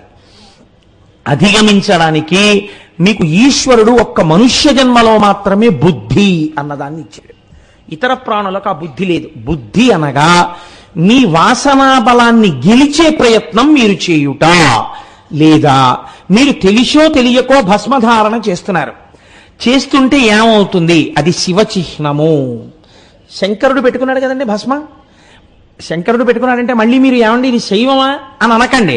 శివాని నేను అన్నప్పుడు అది పరబ్రహ్మము అని గుర్తుపెట్టుకోండి. ఎందుకని నేను అందుకే ముందు శ్లోకం చెప్పాను. ఏది శం అన్నప్పుడు నిత్య సుఖ ఆనంద సమస్త సుఖములనీయగలిగిన పరబ్రహ్మమో అది. ఇప్పుడు ఆ పరబ్రహ్మమునకు భేదము లేదు. అటువంటి పరబ్రహ్మము సాకారముగా కనబడితే విభూతి ధారణ చేసి కనపడుచున్నది. అనేకమంది దేవతా స్వరూపాలు విభూతి ధారణ చేస్తాయి. శాస్త్రము ప్రకారం చాలా మంది దేవతలు విభూతి ధారణ చేసి ఉన్నట్టుగా మీకు తెలుస్తుంది. తర్వాత తర్వాత తర్వాత తర్వాత అనేకమైనటువంటి మార్గములు లోకంలో వచ్చి అనేక రకములైనటువంటి ఆ చిహ్నములను ధరించడం అనేది లోకంలో వచ్చింది. నేను దాన్ని తప్పు పట్టట్లేదు. అది ఎవరు చేసినా ఒక మంచి పనికే చేశారు. ఎవరు చేసినా ఒక తత్వాన్ని చూపించడానికే చేశారు. అందులో దోషం ఉందని కానీ ఇది గొప్ప అది తక్కువ అని కానీ నేను ఎంత మాత్రమూ ప్రతిపాదన చేయడానికి సిద్ధంగా లేను. కాబట్టి చూడండి, ఇప్పుడు ఆ విభూతి ధారణ చేస్తే మీకు ఉన్నటువంటి వాసనాబలమును మీరు గెలవగలిగిన సందర్భాన్ని ఈశ్వరుడు ఇస్తాడు. ఇదే పాపక్షయం అంటే. మీకు నేను ఒక ఉదాహరణ చెప్తాను. ఇంతసేపు నేను నోరు కొట్టుకుని అరిచే కన్నా ఒక ఉదాహరణ చెప్తే మీరు పట్టుకుంటారు. నిన్నటి రోజునో మొన్నటి రోజునో నేను అరుణాచలం గురించి చెప్తూ మీకు అరుణగిరినాథర్ గురించి చెప్పాను. సుబ్రహ్మణ్యేశ్వర స్వామి వారి యొక్క దర్శనాన్ని పొంది ఆయన సుబ్రహ్మణ్యుడి మీద స్తోత్ర రచన చేశారు అని. అరుణగిరినాథర్ జీవితం ఏమిటో తెలుసా అండి? ఆయన ఒక వేశ్యాపుత్రుడు. ఆ వేశ్య ఒక పురుషుడితో భోగించడం వల్ల అరుణగిరినాథర్ పుట్టారు. అదే వేశ్య వేరొక పురుషుడితో భోగించడం వల్ల వేరొక స్త్రీ పుట్టింది. కానీ ఆవిడ వేశ్య కనుక పురుషులు పితృత్వాన్ని అంగీకరించలేదు, భోగించి వెళ్ళిపోయారు. ఈవిడికి మాత్రం 2 పిల్లలు ఉండిపోయారు. కాబట్టి ఈవిడ 2 పిల్లలు ఈవిడ అమ్మ అని పిలిచేవారు, నాన్నలు వేరు. ఆ విషయం ఆ వేశ్యకి తెలుసు. ఈవిడ మరణిస్తోంది. వేశ్య మరణిస్తూ ఆడపిల్లని పిలిచి ఈ మగపిల్లవాడి చెయ్యి ఆ పిల్ల చేతిలో వేసి ఆవిడ ఒక మాట చెప్పింది. వీడు చిన్న పిల్లవాడు, వీడికి తెలియదు, నీ తండ్రి వీడి తండ్రి ఒకరు కాదు. నా శరీరము 2 పురుషుల చేత భోగింపబడింది. ఆ 2 పురుషుల యొక్క తేజ ఫలితంగా వీడు నీవు నా కడుపున పుట్టారు. కానీ ఒక తల్లి బిడ్డలు కనుక నీ తమ్ముడిగా చూసి వాడిని ఆదరించు, చిన్నపిల్లవాడు వాణ్ణి రక్షించు అని వాడి చెయ్యి ఈవిడి చేతిలో పెట్టి ఆవిడ కన్ను మూసింది. వేసి అయితే ఆవిడికి మాతృప్రేమ ఉండదేమిటండి? కన్ను మూస్తే అక్కగారు ఎంతో కష్టపడి వాడిని పైకి తీసుకొస్తూ ఆవిడ చాలా ఐశ్వర్యాన్ని కలిగి ఉన్నటువంటి తల్లి. ఆవిడ అంతకుముందు తల్లిగారి వలన సంక్రమించింది. ఈయన పుట్టుకతో అపారమైనటువంటి స్త్రీలోలుడు. కారణం ఏమిటి? తేజస్సు. ఈయన జీవుడికి ఆ వ్యసనం ఉంది. ఈయనకి స్త్రీభోగమే జీవితంగా గడుపుతున్నాడు. ఐశ్వర్యం అంతా అయిపోయి నిర్ధనులైపోయారు ఇద్దరు. అయిపోయిన తర్వాత ఒకరోజు అక్కగారి దగ్గరికి వచ్చి, అక్క నువ్వు డబ్బు ఇస్తావా ఇవ్వవా? నేను స్త్రీ భోగము అనుభవించకుండా ఉండలేను, కాబట్టి నేను వేశ్యవాడకి వెళ్ళాలి, నాకు డబ్బు ఇయ్యి అని హఠం చేశాడు. ఇవ్వడానికి రూపాయి కూడా లేదు నాన్న, తినడానికి లేదు, నేను పస్తులు ఉంటున్నానంది అక్క. నాకు అనవసరం, డబ్బు ఇస్తావా ఇవ్వవా అంది. ఇక్కడే కూర్చోంది అక్కగారు అని వీధి తలుపు వేసి లోపలికెళ్ళి ఆవిడ తన శరీరము మీద ఉన్నటువంటి వస్త్రములన్నింటినీ తీసేసి గదిలోకి వచ్చింది. వచ్చి, ఇవాళ నీకు ఒక రహస్యం చెప్తున్నాను. నీ తండ్రి నా తండ్రి ఒక్కరు కాదు, మన ఇద్దరం ఒక్క తల్లి కడుపున పుట్టాం. నేను నీకు డబ్బు ఇవ్వలేను, నా దగ్గర డబ్బు లేదు, కానీ ఈ శరీరము స్త్రీ శరీరము కదా, దీన్ని అనుభవించు అంది. ఈ మాటలు విన్నాడు అరుణగిరినాథర్. అక్కగారిని అలా చూశాడు అంతే.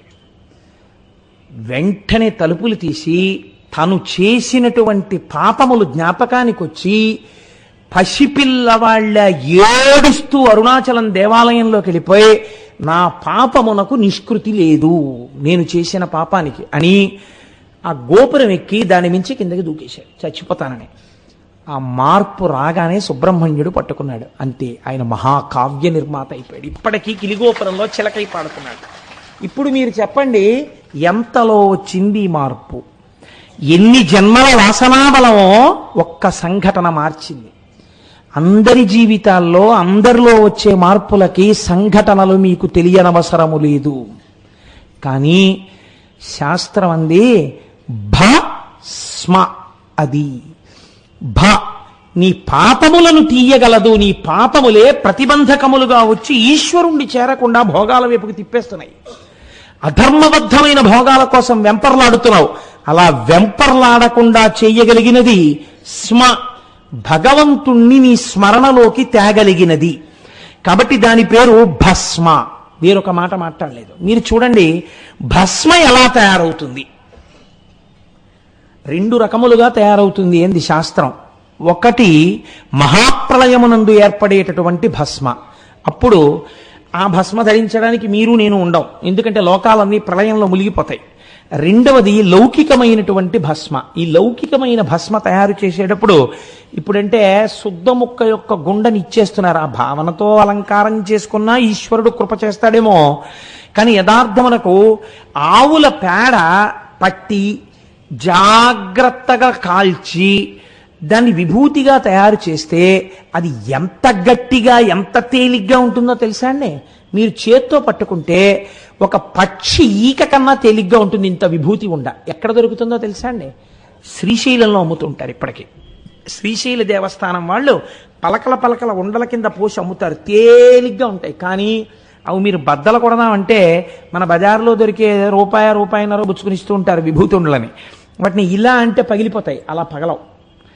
ఆ విభూతి గమ్మత్తుగా ఉంటుంది. అంత తెల్లగా ఉండదు, కొద్దిగా తెలుపు నలుపులతో ఉంటుంది. అదిగో మా దొరగారు పెట్టుకున్న విభూతి పుండ్రాల్లా ఉంటుంది.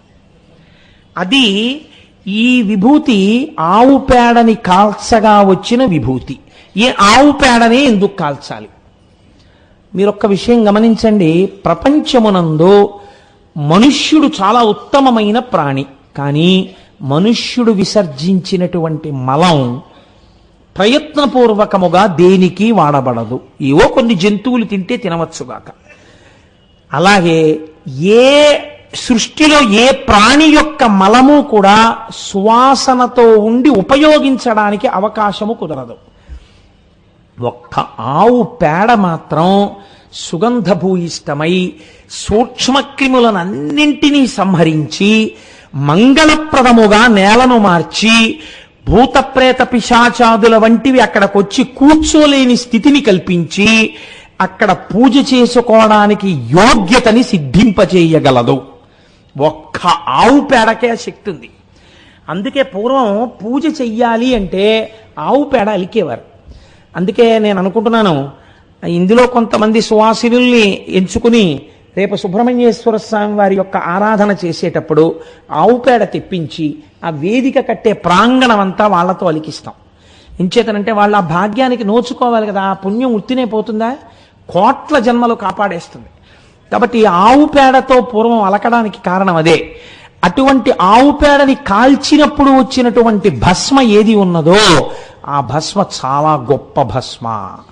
ఆ భస్మని మనం పెట్టుకుంటాం. అలాగే యజ్ఞగుండంలో యజ్ఞం పూర్ణాహుతి అయిపోయిన తర్వాత దర్భని కాల్చి తీస్తారు, దాన్ని కూడా ధరిస్తారు. కనుక చూడండి, ఇప్పుడు ఈ భస్మ పాపములను తీయగలదు. పాపములను తీయడం అంటే ఇదిగో వస్తున్నటువంటి వాసనా బలం చేత చేస్తున్న పాపాల్ని, ఆ వాసనా బలాన్ని పోగొడుతుంది. దాన్ని ధరిస్తే అది ఏ రకంగా మిమ్మల్ని రక్షిస్తుంది మీకు తెలియదు. ఎందుకు లలాటమునందు ధరిస్తారు మీరు? మొట్టమొదట సరే 32 స్థానముల యందు ధరించమని చెప్పింది శాస్త్రం. లలాటమునందు తప్పకుండా పెట్టుకుంటారు. లలాటమునందు ఎందుకు పెట్టుకోవాలి? నాభి మీద పెట్టుకుని వదలకూడదా? తొడల మీద పెట్టుకుని వదిలిపెట్టకూడదా? కాదు. లలాటమునందు ఎందుకు పెడతారంటే, మనం ఒక మాట చెప్తాం, హరిణాపి హరేణాపి బ్రహ్మణాపి సురైరపి లలాట లిఖితారేఖా పరిమాస్త్రం న శక్యతే. బ్రహ్మగారు నుదుటి మీద వ్రాసినటువంటి వ్రాత పోదు అని. కానీ పోగొట్టగలిగిన శక్తి దేనికిందో తెలుసా అండి? భస్మకు ఉన్నది. ఆ భస్మని ఇలా పెట్టుకుంటే త్రిపుండ్రములు అంటారు 3 గీతల్ని. ఈ పుండ్రం అన్న మాట ఎక్కడి నుంచి వచ్చింది అంటే, మనకి పూర్వకాలంలో అసలు ఈ మాట దక్షిణ భారతదేశంలో లేదు. పరమాచార్య స్వామి ఒకసారి చెప్పారు, భజన సంప్రదాయము, భగవంతుని యొక్క నామము అందరూ కలిసి గట్టిగా చెప్పడం అన్నది ఎక్కడో తెలుసా అండి? మహారాష్ట్రలో ఉన్నటువంటి పండరీపురంలో ఉంది. వాళ్ళు పుండరీకం అని పిలుస్తారు. భక్తులందరూ కలిసి ఒకే మాట అరిచారనుకోండి, నమ పార్వతీపతయే హర హర మహాదేవ శంభో శంకర అన్నారనుకోండి, అప్పుడు దాన్ని పుండరీకం అంటారు. అందరూ కలిసి ఒక నామం అరిచారు. అలాగే గోవింద గోవింద అన్నారనుకోండి, అదొక పుండరీకం. అలాగే ఏదో హరే రామి హరే రామి రామ రామి హరే హరే అన్నారనుకోండి, అదొక పుండరీకం. ఇప్పుడు ఈ పుండరీకం అంటే ఏమిటంటే అందరూ కలిసి చెప్పుట. అందరూ కలిసి చెప్తే అందరి ఆర్తికి ఈశ్వరుడు తొందరగా పలుకుతాడు. ఇలా ఎవరు భగవంతుణ్ణి లోపల ధరించినా, మీరు వైష్ణవుల్ని చూడండి, నామం అని పెట్టుకుంటారు వాళ్ళు. అది ఊర్ధ్వపుండ్రం అంటే ఇలా పైకి పెట్టుకుంటారు. దాన్ని నామం అనడానికి ప్రధాన కారణం ఏమిటి? వాళ్ళు పెట్టుకున్న మామూలుగా ఇలా పెట్టేసుకోరు, భగవంతుని యొక్క నామములను చెప్తూ పెట్టుకుంటారు. పెట్టుకోవడం చేత అది భగవంతుని యొక్క నామముల చేత పవిత్రమై మంచి భావనలు కలగాలన్న సద్బుద్ధితో వాళ్ళు పెట్టుకుంటారు. అది ఊర్ధ్వపుండ్రం. ఇది అడ్డంగా పెట్టుకున్నటువంటి విభూతి పుండ్రం. ఆ పుండరీకం పుండరీకం పుండరీకం కాలక్రమంలో ఏమైపోయిందంటే, దక్షిణ భారతదేశానికి వచ్చేటప్పటికీ పుండ్రం అయి కూర్చుని విభూతి పుండ్రం. ఇప్పుడు 3 రేఖలుగా పెట్టుకున్న దాన్ని విభూతి పుండ్రము అని పిలుస్తారు. అయితే మీరు చూడండి, ఈ విభూతికి ఒక మారు పేరు ఉన్నది. ఏమిటా పేరు? విశేషేణ భవతీతి విభూతి. మీకు విశేషముగా ఇయ్యగలిగినది. అలా ఇయ్యబడేదాన్ని మహదైశ్వర్యం అని పిలిచిన శాస్త్రం. విభూతికి మహదైశ్వర్యం, చాలా గొప్ప ఐశ్వర్యం అని పేరు. ఎందుకని అటువంటి పేరు వచ్చింది అంటే, ఈ సృష్టి అంతా ఇలా నామరూపాలుగా ఉంది. ఇప్పుడు ఈ కనపడుతున్నటువంటి ఇదేదో కడ్డి పచ్చగా ఉన్నది, ఈ బట్ట తెల్లగా ఉన్నది, తివాచి ఎర్రగా ఉన్నది, నా పంచ తెలుపు ఎరుపులతో ఉన్నది. మీరు గమనించండి, 3 ఉంటాయి: నామము, రూపము, రంగు. 3 ఉన్నాయి కదండి ప్రతిదానికి. మీరు ఒక పేరు పెట్టి పిలిస్తే దానికి ఒక రూపం ఉంటుంది. చీమ అన్నాను అనుకోండి, పులి గుర్తురాదు కదా. అబ్బో చీమ వస్తోందంటే లేచి పారిపోరు కదా. చీమ అంటే ఇంత చిన్నది వస్తూ ఉంటుంది, గుర్తుపడతారు.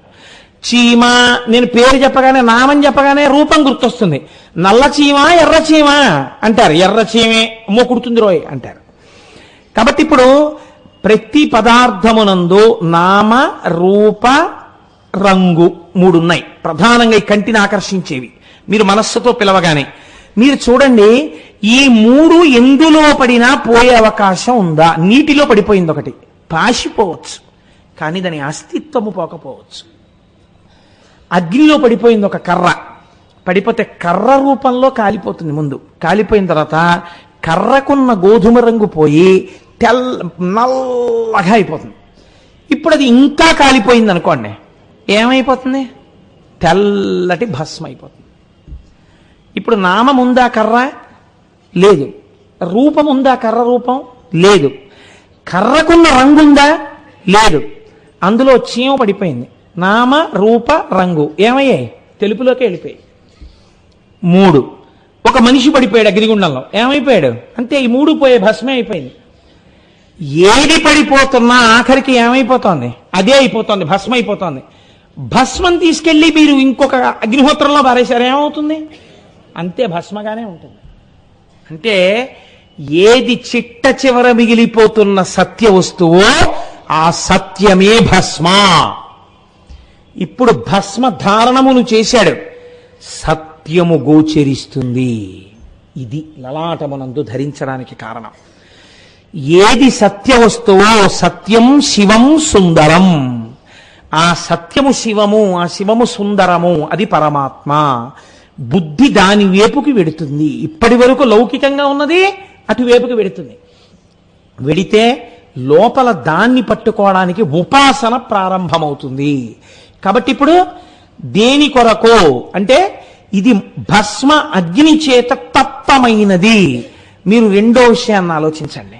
శ్రీకరంచ పవిత్రంచ అంటున్నారు మీరు. పవిత్రం ఎలా అయినది అంటే సమస్త దోషములు పోతే కదండి పవిత్రం అంటాం. ఏదైనా దోషం ఉందనుకోండి, ఆ దోషం పోతే పవిత్రం అంటాం.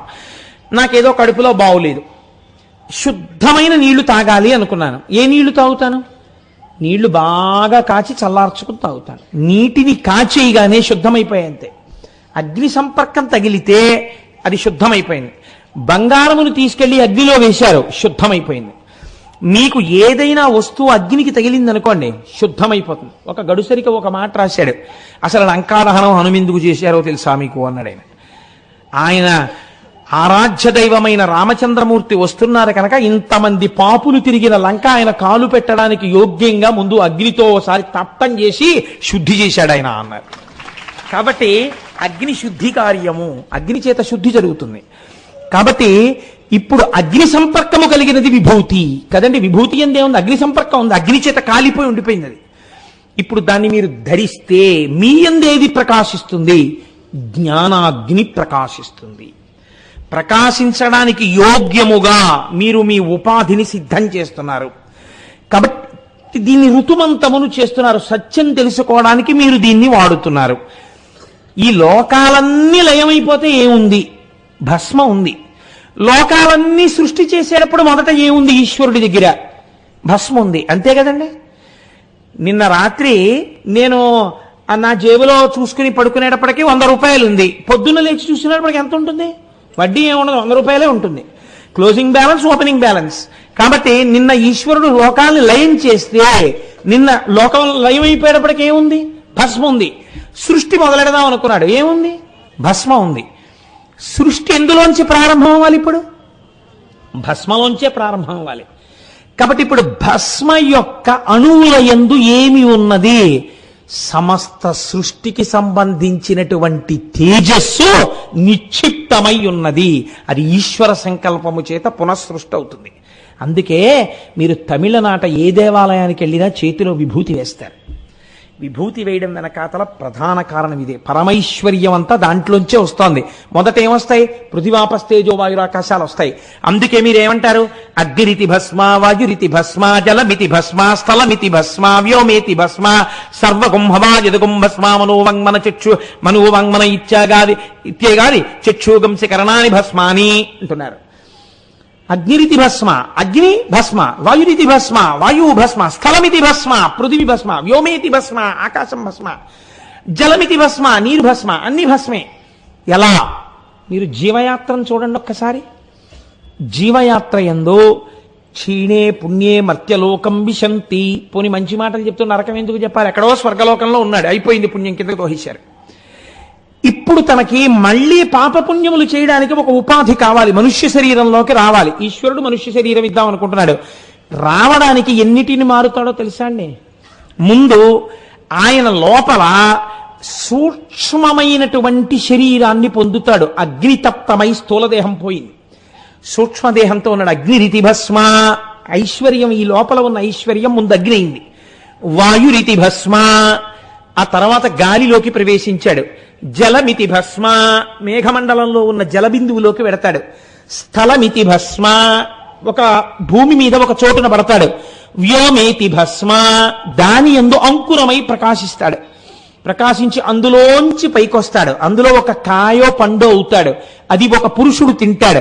ఆ పురుషుడు యొక్క సమస్త దేహమండలమునందు నిండిపోయిన తేజస్సు అవుతాడు. అందుకే మళ్ళీ ఒక పురుషుడుగా పుట్టాలంటే ఒక పురుషుని యొక్క హృదయస్థానము నుంచి తేజస్సు కదిలితే కొడుకుగా పుడతాడు. అందుకే ఆత్మా వైపుత్రనామాసి. కాబట్టి ఇప్పుడు సృష్టి అంతా ఎలా జరుగుతోంది? అగ్నిరితి భస్మ, వాయురితి భస్మ, స్థలమితి భస్మ, జలమితి భస్మ, వ్యోమేతి భస్మ, అంతా భస్మరూపంగానే జరుగుతోంది. కాబట్టి పంచభూతాలు, సమస్త సృష్టి, సమస్త ఐశ్వర్యము ఎందులో ఉన్నాయి? ఇందులోనే ఉన్నాయి. దీనిని నేను ధరించుచున్నాను అంటే ఏమంటే ఇది ధరిస్తే అమెరికా అధ్యక్షుడు అయిపోతాడా? అయిపోక్కర్లేదు. మీరు బాగా గుర్తుపెట్టుకోండి. ఎందుకంటే ఆ పదవి అది కాదు. ఐశ్వర్యము అన్న మాటకు అర్థం ఏమిటో తెలుసా అండి? అనుభవైక వేద్యము కాకుండా బ్యాంకులో ₹1,00,00,000 ఉన్నాయి, అది మీకు భయహేతువు. ఎప్పుడెవడికి తెలిసి ఏం చేస్తాడో అని భయం. ఇంట్లో ₹1000 కట్టలో 3 ఉన్నాయి, భయం కాదు.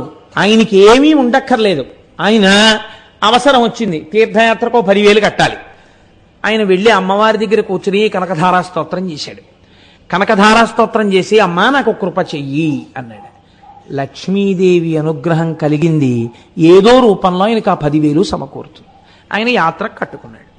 ఇప్పుడు మీకు ఎప్పుడు కావాలనుకుంటే అప్పుడు మీకు కావలసినంత మీ ప్రమేయం లేకుండా అమరిపోతుంటుంది. అందుకే చూడండి, మన వాళ్ళు మాట అంటారు, పుట్టగాని చేతిని చూసి పెద్ద చెయ్యున్నవాడు అనుకోండి, అరిచేయి చాలా పెద్దది ఉంటే వీడున్న చోట అన్నవస్త్రాలకి లోటు ఉండదంటారు.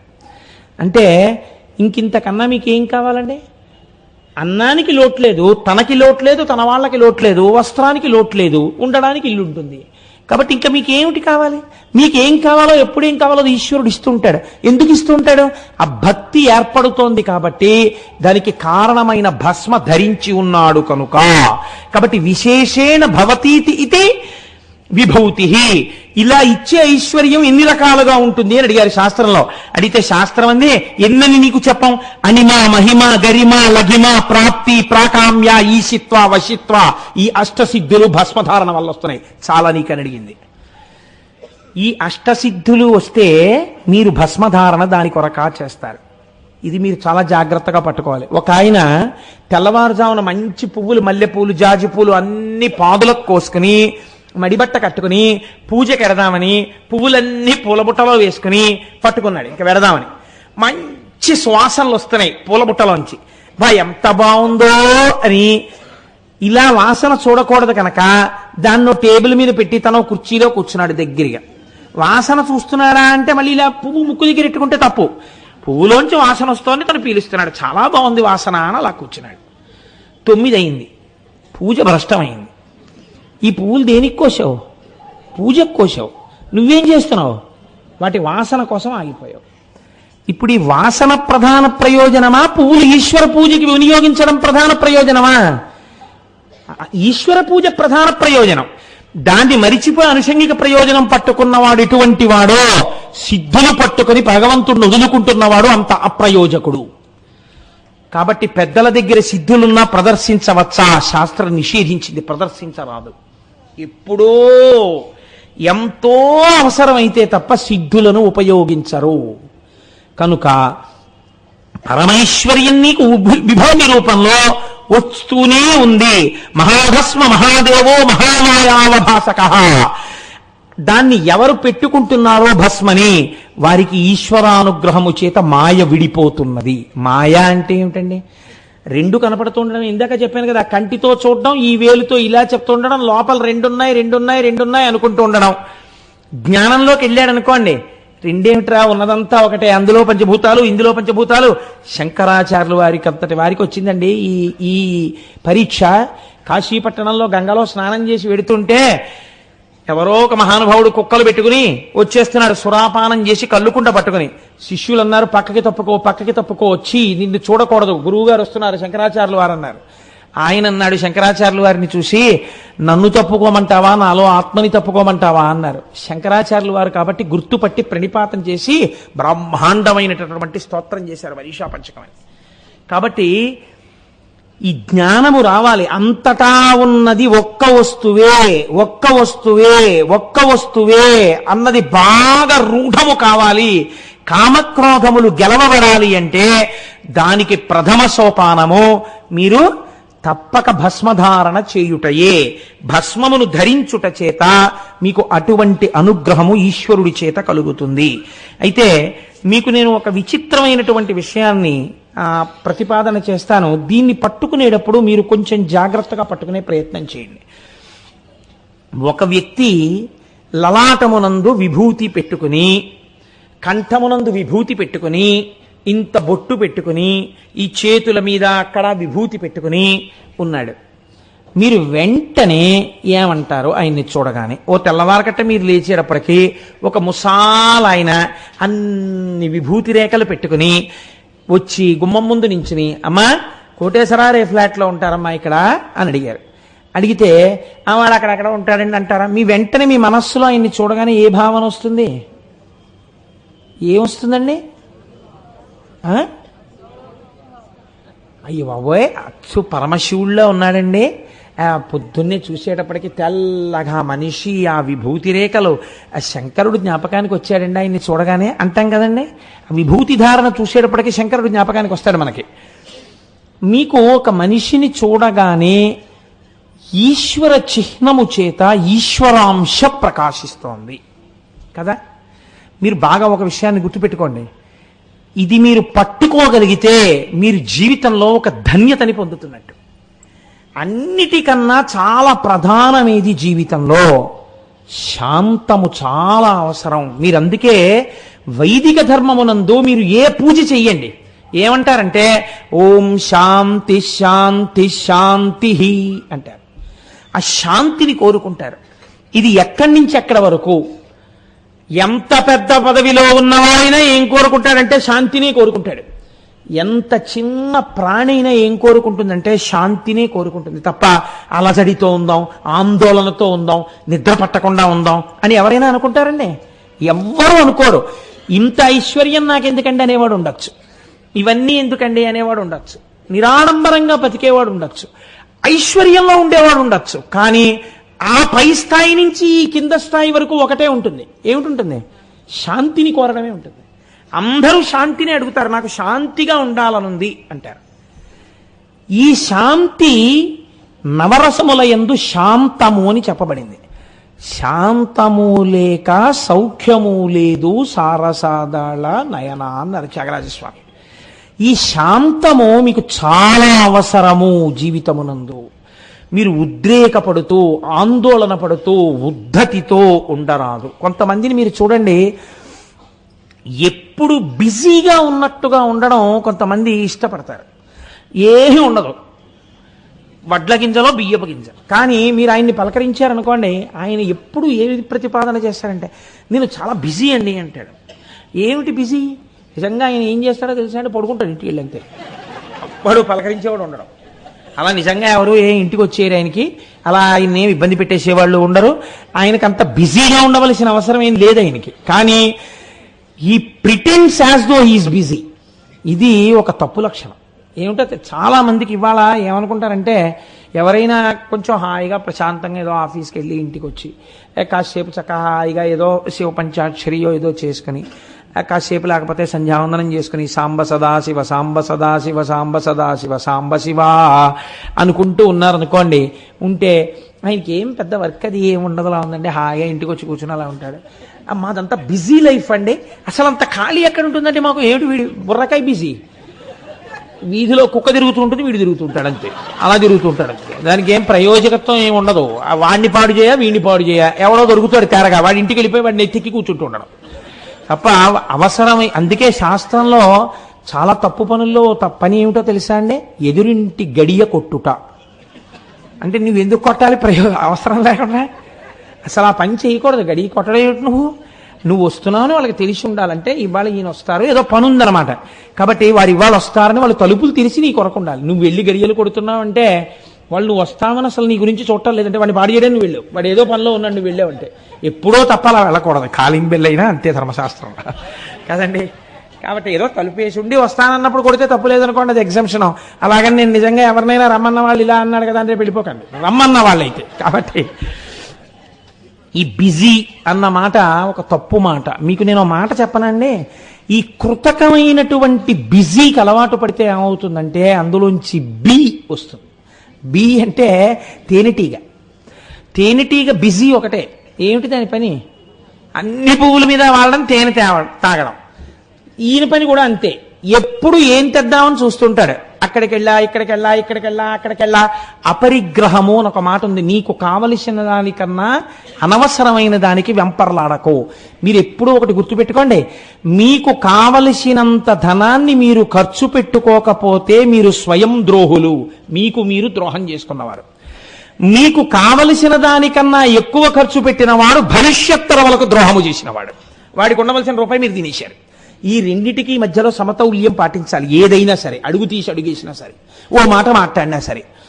కాబట్టి ఇప్పుడు ఏమైంది, ఆ బి, ఆ తేనెటీగ ఏం చేస్తుంది? అన్ని పువ్వుల దగ్గరికి పెడుతుంది, తేనెట్టుకొస్తుంది. చక్కగా మైనంతో పెద్ద పట్టు కడుతుంది. ఆ పట్టు కట్టి అందులో పెడుతుంది. అందులో పెట్టి ఆ గదులన్నీ మోస్తుంది. ఇదంతా ఏంటి? ఓ తిరుగుతూ ఉండడం, అక్కర్లేని పని చేస్తున్నాం. తేనె పట్టు తేనెటీగ ఉన్నాయనుకోండి, 4 పువ్వులు కోసుకుందామని పెడదామనుకున్న వాడికి కూడా భయమే. దీనివల్ల ఇది మీద పడుతుందో కరుస్తుందో ఏమిటో అని. ఆ తేనెటీగ యొక్క లక్షణం ఎలా ఉంటుందంటే, పురాణ ప్రవచనములకు సెల్ ఫోన్ జేబులో పెట్టుకొచ్చి అస్తమానం మోగుతున్నా కట్టాలన్న ఇంగిత జ్ఞానం లేని వాళ్లే ఉంటుంది. కాబట్టి అది ఎందుకది ఇంకోని పాడు చేయడానికి పనికొస్తుంది. తేనెటీగ కూడా అందుకే పనికొస్తుంది. ఈ పట్టుకెళ్లిన తేనెంతా ఏం చేసింది? పట్టులో పెట్టింది. పట్టంతా మూసింది. ఈ బిజీ అంతా దేనికి పనికొచ్చింది?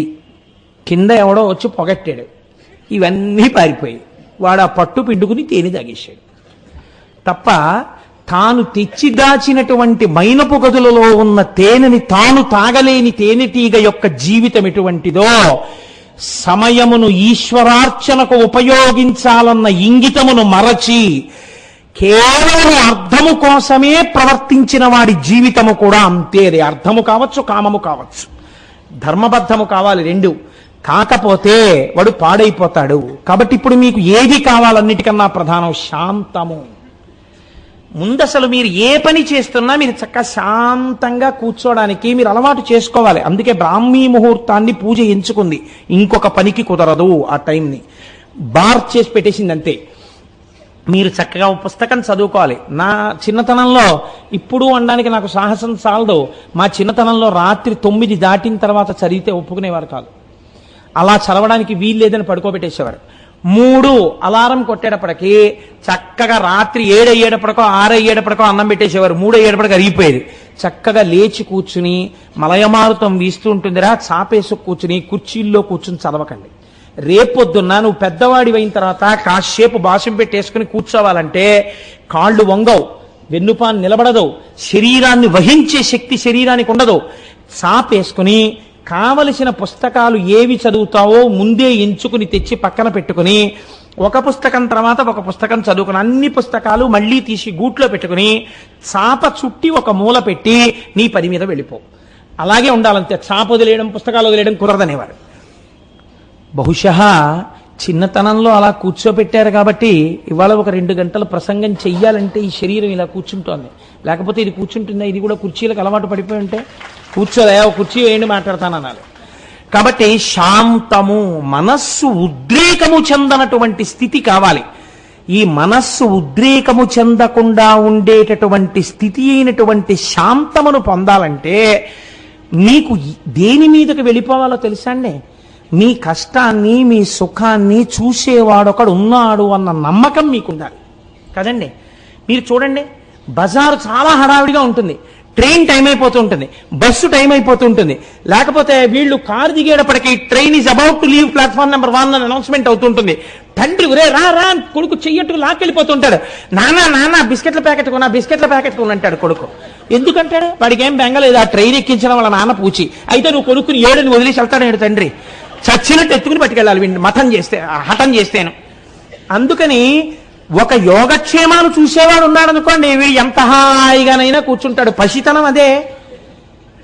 ఇక్కడ భస్మధారణ చేస్తే ఏమవుతుందో తెలుసా అండి? రోజు భస్మ పెట్టుకోవడం అలవాటైపోతే ఇక్కడ నా స్వామి శంకరుడు ఉన్నాడు, సృష్టికర్త, స్థితికర్త, ప్రళయకర్త, నాకు కావలసినదేదో నిర్ణయించి నన్ను అనుగ్రహించడానికి ఈశ్వరుడు ఉన్నాడు.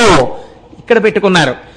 నన్ను మాయ కమ్మకుండా, నేను అడిగినవన్నీ ఇవ్వకపోతే మళ్ళీ శంకరుణ్ణి తిట్టకుండా, అమ్మవారు రే నీకు అవసరమైంది ఇవ్వడం ఆయనకు వచ్చురా అని చెప్పడానికి బొట్టు రూపంలో ఆజ్ఞాచక్రం మీద ఆవిడుంది. నా తల్లిదండ్రులు ఇక్కడే ఉన్నారు, నా బుద్ధి యందు ఉన్నారు. ఇంకా నేను దేనికి భయపడాలి, దేనికి ఉద్రేకపడాలి? ఎవడో ఉద్రేకపడ్డాడు, అది వాడి కర్మ. నేను ప్రశాంతంగా ఉంటాను. నన్ను చూడ్డానికి నా స్వామి ఉన్నారు, మా అమ్మ ఉన్నది. ఇప్పుడు మీరు దేనిలోకి వెడుతున్నారు బాగా గమనించండి. మీరు శాంతములోకి వెళ్ళడం ప్రారంభమైంది. భస్మతో పాటుగా భావనానుసంధానము జరిగితే మీకు పరమ శాంతమైనటువంటి రూపము ఏర్పడుతుంది. ఇప్పుడు మీరు ఒక్కసారి మొదట్లోకి రండి.